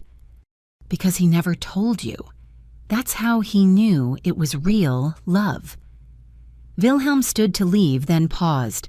"The family wants you to know. You're welcome in Germany always. Marcus may be gone, but you remain a Steinberg. That means something to us." After he left, I sat stunned by the magnitude of what Marcus had hidden. Not from deception, but from protection. He'd seen how money corrupted my family and chose to shield our love from its poison. Sarah returned from court with trial updates. Jake's lawyer is trying a new strategy, claims you manipulated Marcus into marriage for his inheritance, that this whole thing is an elaborate scheme for foreign money. The accusation was so absurd I actually laughed. I didn't even know he had inheritance until after he died. We lived in a rental, drove used cars, shopped sales. Some gold digger I was. The prosecutor destroyed it in minutes, showed your work history, your modest lifestyle, your genuine grief, then played Jake's recorded conversations about contesting the will before Marcus died. The jury looked disgusted. Justice was coming slow but thorough. Each revelation added weight to the charges. Each document proved premeditation. My family had woven their own noose through years of greed and careful documentation. That night I dreamed of Marcus. Not the exhausted man from our last call, but the vibrant one who'd proposed in our tiny kitchen, offering a modest ring and eternal love. He smiled in the dream, proud of what I was building from ruins. I woke to news that shook even my jaded expectations. The FBI had arrested 16 more people connected to Jake's network. International warrants issued for 30 others. The charity fraud had revealed terrorism financing cells across 3 continents. "Your text about airport pickup may have prevented a major attack," Agent Foster explained via secure call. "The money Jake laundered was funding operations. By exposing him, you've saved lives you'll never know about." Lives saved because my family chose greed over love. The irony was bitter poetry. Tom arrived with final accounting from the Denver estate sales. "Your parents' house sold for $2.8 million. Cars, jewelry, and belongings added another $1 million. Jake's assets totaled nearly $5 million after the condos and collections. Every penny is designated for victims." "What about my grandmother's house?" "Still yours, held separately from family assets, though it needs work after their neglect." I made a decision that felt like coming full circle. The Veterans Program needs headquarters. Grandmother's house becomes the Morrison Foundation. Not for charity, for direct action. Her home helping heroes the way she would have wanted. Sarah smiled. From crime scene to Hope Center, she'd love that transformation. The afternoon brought more restitution work. Checks cut funds, transferred lives, rebuilt dollar by dollar. Each payment notification felt like unwinding my family's damage, though money could never fully restore lost trust. Robert Chen called, voice thick with emotion. "The house is perfect. fully accessible near the VA hospital room for my grandkids to visit. You gave me back more than housing. You gave me dignity. One by one, veterans checked in. Families moved in, children played in yards. Hope replaced despair. The homes Jake had promised as lies became truth through his exposure. Evening brought a final revelation. Hidden in Marcus's documents, I found correspondence with a Denver Post reporter from a year ago. He'd been secretly feeding information about Jake's suspicious activities, trying to expose the fraud without destroying me. The reporter, Christina Walsh. He contacted me through encrypted channels. Christina confirmed when I called. Said his brother-in-law was running a suspicious charity, but his wife loved her family too much to see it. He provided tips documents, led me to veterans willing to talk. But I couldn't break the story without concrete proof, which I provided by exposing everything. Your courage gave me the final pieces. Marcus would be so proud. His quiet investigation finally bearing fruit. Even in death, Marcus protected and provided. His love reached beyond the grave through carefully planted seeds of truth, waiting for me to water them with courage I didn't know I possessed. The war chest he'd left wasn't just money. It was evidence connections and the power to transform betrayal into benevolence. Tomorrow, more veterans would receive keys. More donors would be made whole. More of my family's damage would be undone through patient restitution. Justice wasn't just punishment for the guilty. It was restoration for the innocent. And with $40 million and an army of truth, I intended to restore everything my family had broken, one life at a time. The foundation was more than charity now. It was redemption purchased with blood money and purified through purpose. Marcus's final gift, the means to turn profound loss into lasting legacy. 6 months after that lonely airport arrival, I stood in my grandmother's restored garden watching something I'd never imagined hope blooming where betrayal once festered. The November air carried the scent of fresh sawdust and paint as contractors put finishing touches on the Morrison Foundation headquarters. Ms. Morrison. A young veteran named David approached holding architectural plans. We've finished converting the main floor to be fully accessible. The therapy rooms are ready for inspection. David had been one of Jake's victims promised housing that never materialized. Now he worked as our construction coordinator, using skills learned in the Army Corps of Engineers to help other veterans. The transformation from victim to leader embodied everything we were building. Inside the house, the crystal chandelier my grandmother had cherished cast rainbows across walls now lined with photos of housed veterans. Her formal dining room had become a conference space where families met with counselors. The parlor she'd used for tea was now an intake office where veterans shared their stories without judgment. 43 housed so far, Sarah reported, joining me in what used to be Jake's favorite sitting room. But word spread. We have applications from 200 more veterans who heard we actually deliver. The Netflix documentary about the scandal had aired last month, bringing national attention and donations. I'd refused to participate beyond a written statement, but Christina's investigation and the veterans' testimonials told the story powerfully. Jake serving his life sentence had apparently thrown a tantrum when it aired in the federal prison. Any word from the others? I asked, though I wasn't sure I wanted to know. Your mother's in minimum security teaching yoga to inmates. She's found religion, apparently. Sends weekly letters begging for forgiveness. Sarah paused. Emma got 15 years but might get out in 10 with good behavior. She's studying for her GED plans to become a counselor. And my father, still in medium security, keeps to himself, works in the library. His lawyer says he reads books about white-collar crime, trying to understand how he enabled it all. They were serving their time, facing consequences, while I served mine differently, building something worthy from the wreckage they'd created.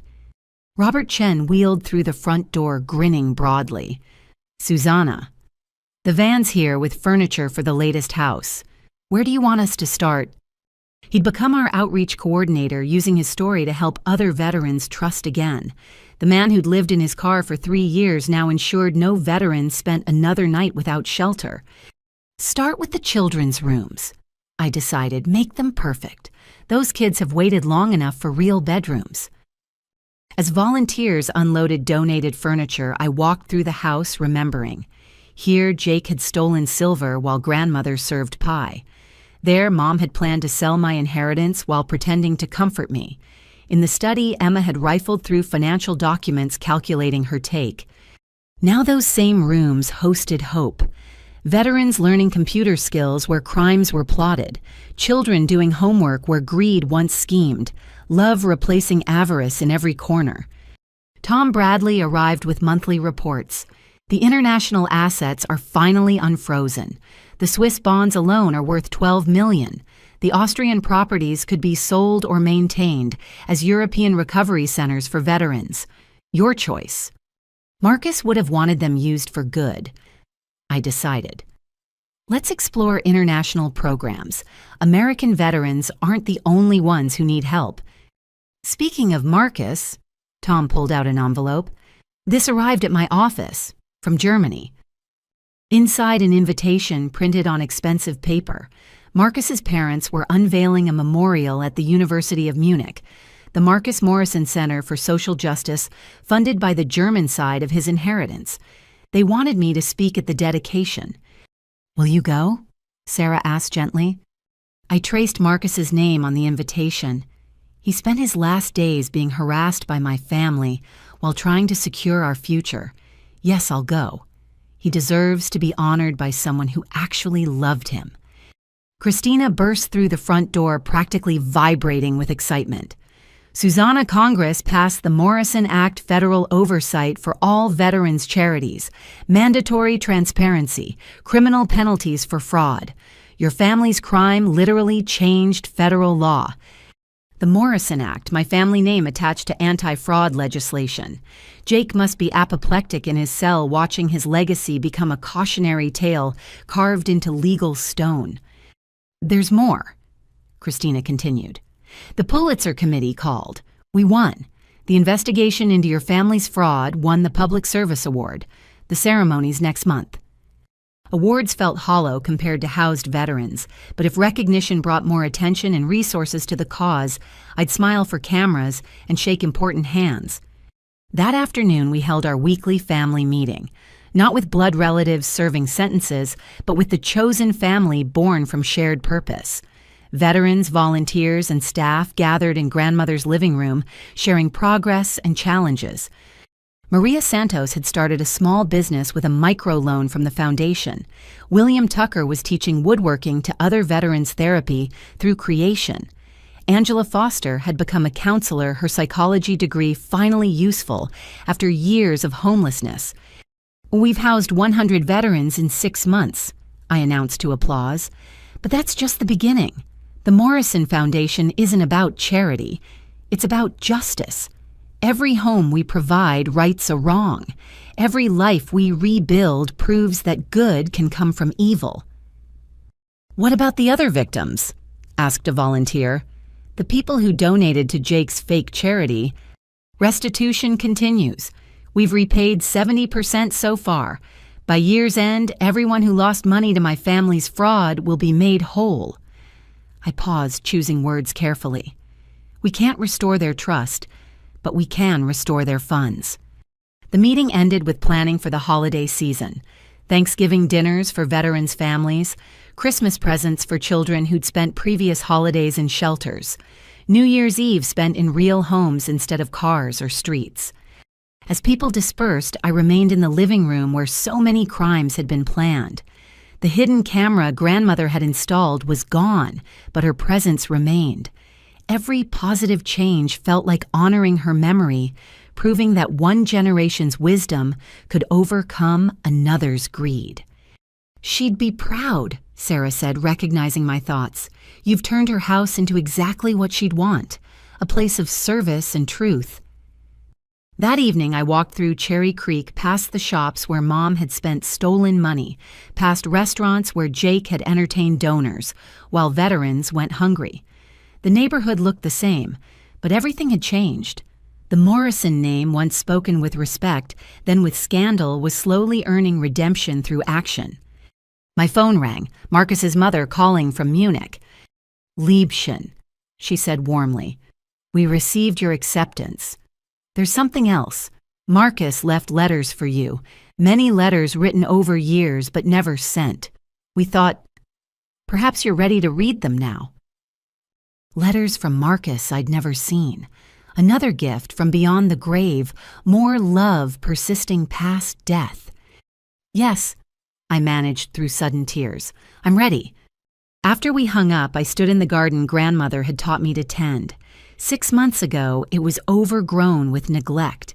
Now it bloomed with new life, pruned of dead growth, thriving through careful attention. The metaphor wasn't subtle, but it was true. My family had been the dead growth choking out healthy possibilities. Cutting them away had been painful but necessary. Now in soil enriched by justice and watered with restitution, something beautiful grew. Veterans had homes, donors had closure, laws had changed.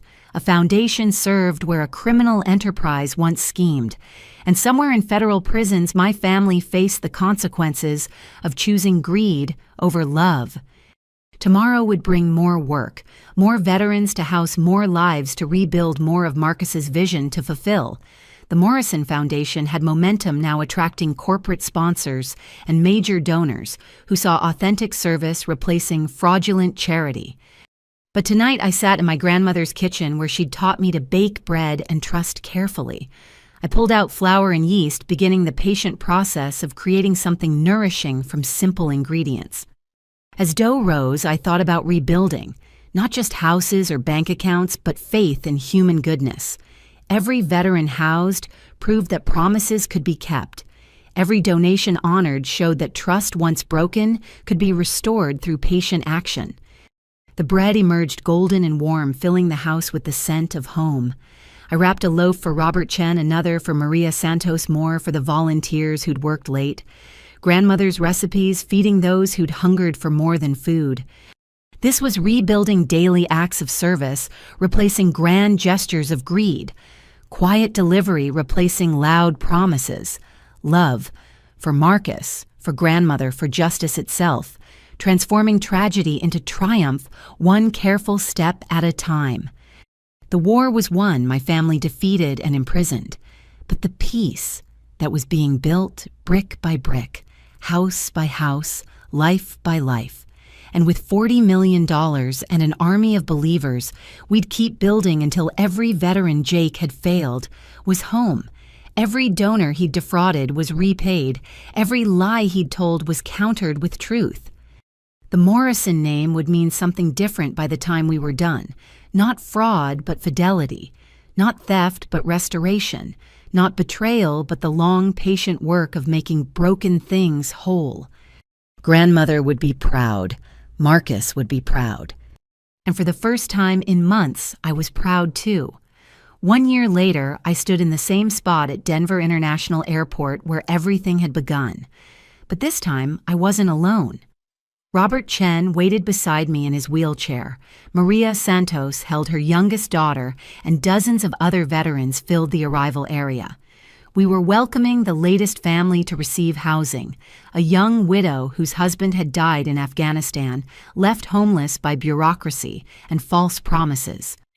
"Flight's landing," Robert announced, checking his phone. "Sarah, you ready with the keys?" Sarah Coleman, now the Foundation's chief legal officer, held up a keychain with a small American flag. 3 bedrooms, 2 baths, fully furnished, walking distance to schools. The community pitched in to stock the kitchen and closets.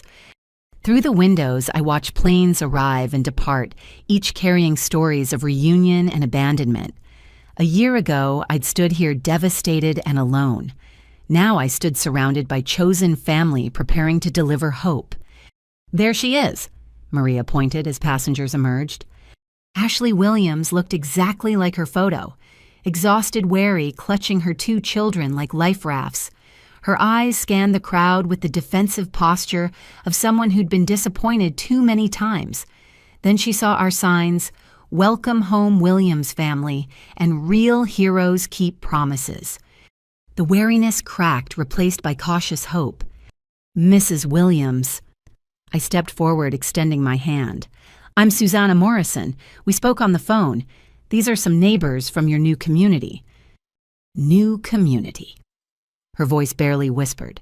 "You mean it's real? The house is actually real." "As real as these keys," I said, placing them in her palm. "Would you like to go see it?" The ride to her new home became a mobile celebration. Veterans shared their stories of receiving keys of first nights in real beds of children, finally having yards to play in. Ashley listened with growing wonder, her children peering shyly at their future neighbors. "Why?" she finally asked. "Why would you do this for strangers?" Robert answered before I could. "Because someone made promises they didn't keep. Ms. Morrison's making them right. Every fake promise her brother made, she's turning into truth."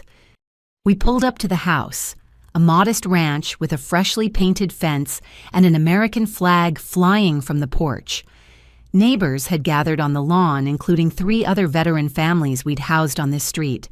They applauded as Ashley emerged from the van, her children hiding behind her legs. "Welcome to the neighborhood," William Tucker called out. He'd become the unofficial block captain, organizing barbecues and support networks.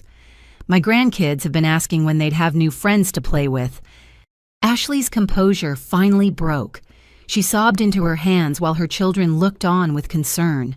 Maria Santos knelt beside them, speaking softly about how their mom was crying happy tears, the kind that meant good things were finally happening. "Let's see your rooms," Maria suggested to the kids.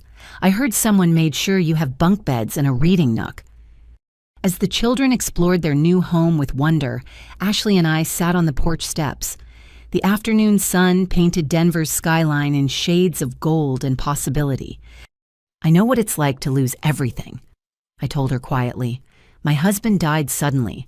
My family abandoned me when I needed them most. But from that loss came this, the ability to ensure no veteran suffers what you've suffered."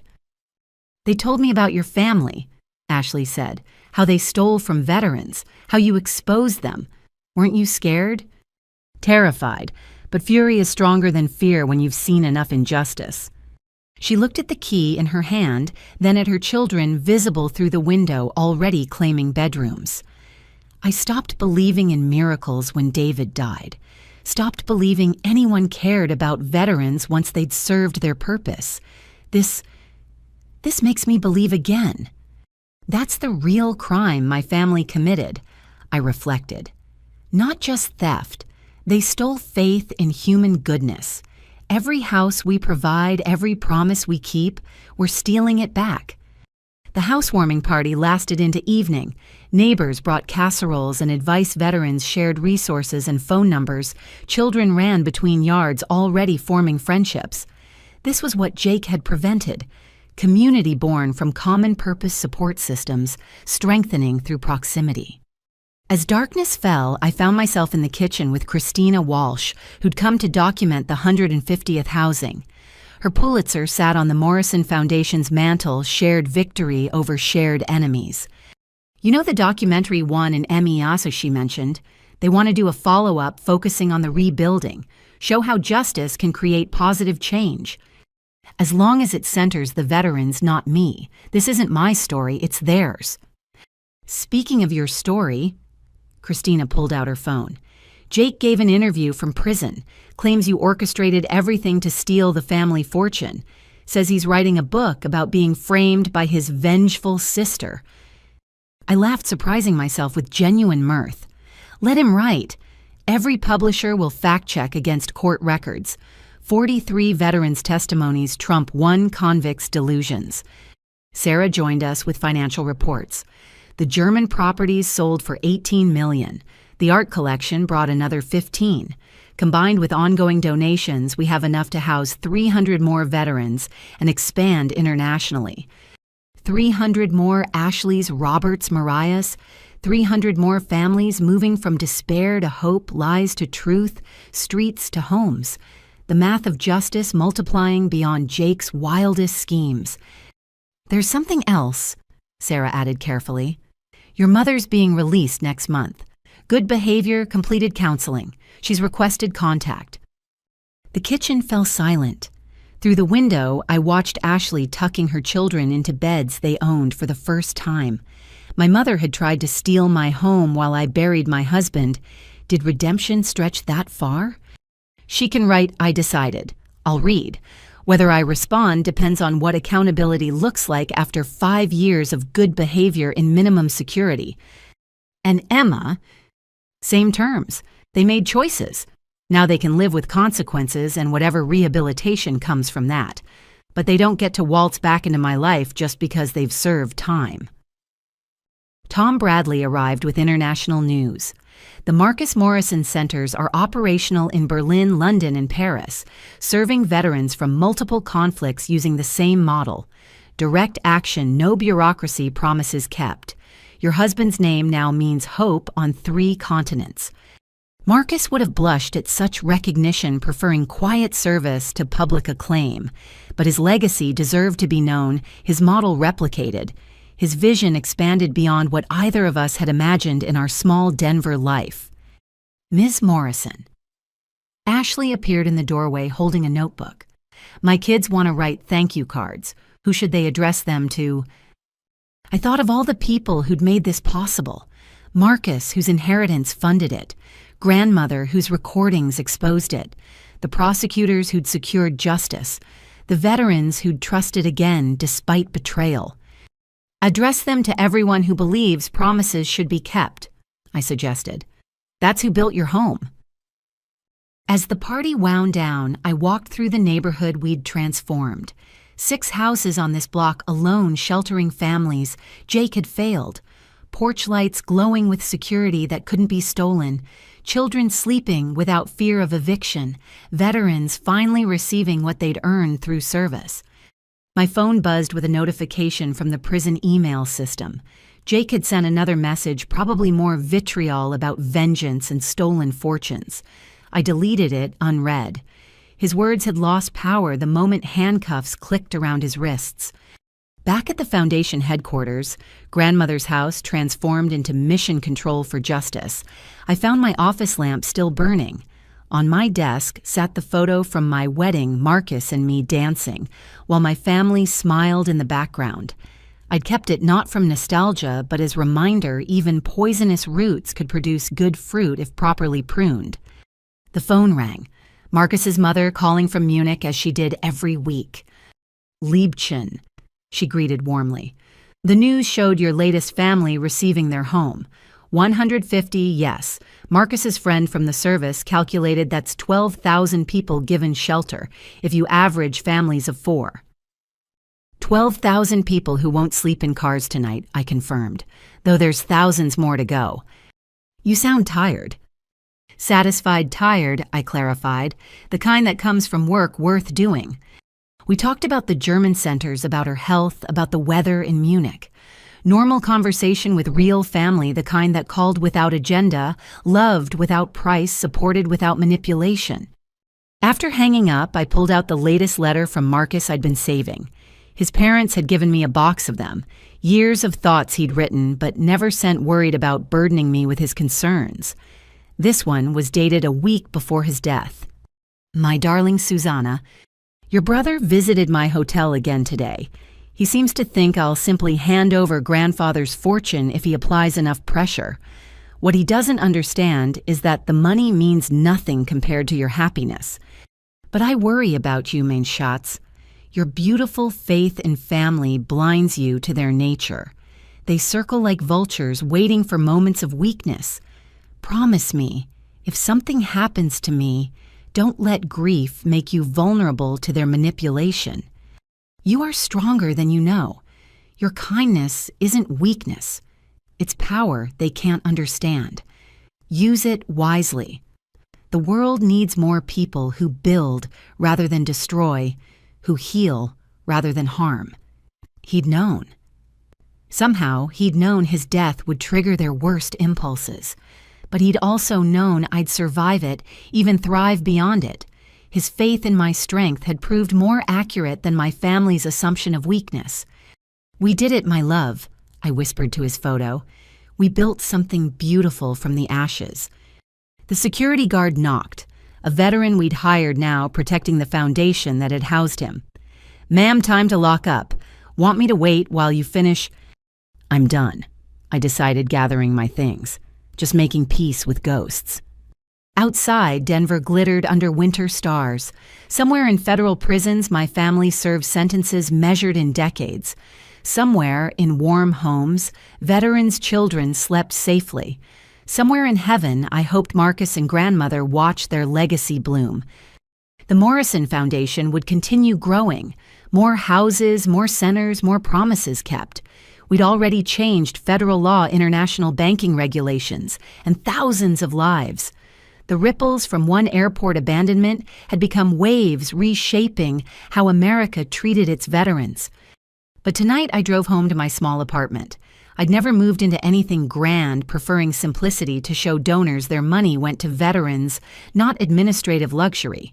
In my living room sat 2 photos, my wedding and the first veteran family we'd housed. Past and future loss, and hope the full circle of justice delivered.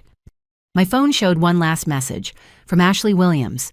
"Kids asleep in their own beds. Can't stop crying. Good tears. Thank you for keeping promises others broke." I set the phone aside and made tea in my simple kitchen. Tomorrow would bring more veterans to house, more donations to manage more of my family's damage to repair. The work would never truly end. There'd always be someone who'd served and suffered, someone who'd been promised help and received only betrayal. But tonight, 150 families slept in homes bought with laundered money, now serving justice. 12,000 people had shelter because greed had been exposed and transformed into generosity. The text from the airport, "Can someone pick me up?" had been answered in ways I'd never imagined, not by the family who'd abandoned me, but by the community that had embraced me, not with a ride from the airport, but with a journey from despair to purpose. I raised my teacup to the empty room, to promises kept, justice served, and love that outlasts death. The Morrison name had been redeemed. Marcus's vision had been realized. Grandmother's wisdom had been vindicated. And I'd been picked up after all, not by blood relatives rushing to the airport, but by the infinite arms of purpose, lifting me from grief to greatness, from abandonment to abundance, from victim to victor. The war was over, the peace was prospering, and the true homecoming. It happened every time a veteran turned a key in their own door, every time a child ran through their own yard, every time a promise was kept instead of broken. I was home. They were home. We were all finally, beautifully, justly home. As I finish sharing this story with you, I want to ask, have you ever felt abandoned by those who should have loved you most? Have you watched promises crumble and trust shatter? You're not alone.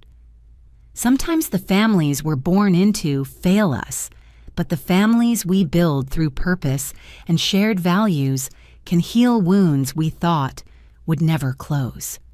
If this story touched your heart, please like and subscribe to hear more about triumph over betrayal, justice over greed, and love that transcends even death. Share this video with someone who needs to know that abandonment isn't the end. Sometimes it's the beginning of discovering your true strength. And if you or someone you know is a veteran facing homelessness, please reach out. The Real Morrison Foundation continues Marcus's legacy because every hero who served deserves to come home. Thank you for listening to my journey from that lonely airport to a community of thousands. Remember, when family fails, you become the family others need. When trust is broken, rebuild it through action. When all seems lost, remember that sometimes the greatest gifts come disguised as the deepest losses. Until next time, this is Susanna Morrison reminding you that promises should be kept, justice should be served, and everyone deserves to be picked up when they fall.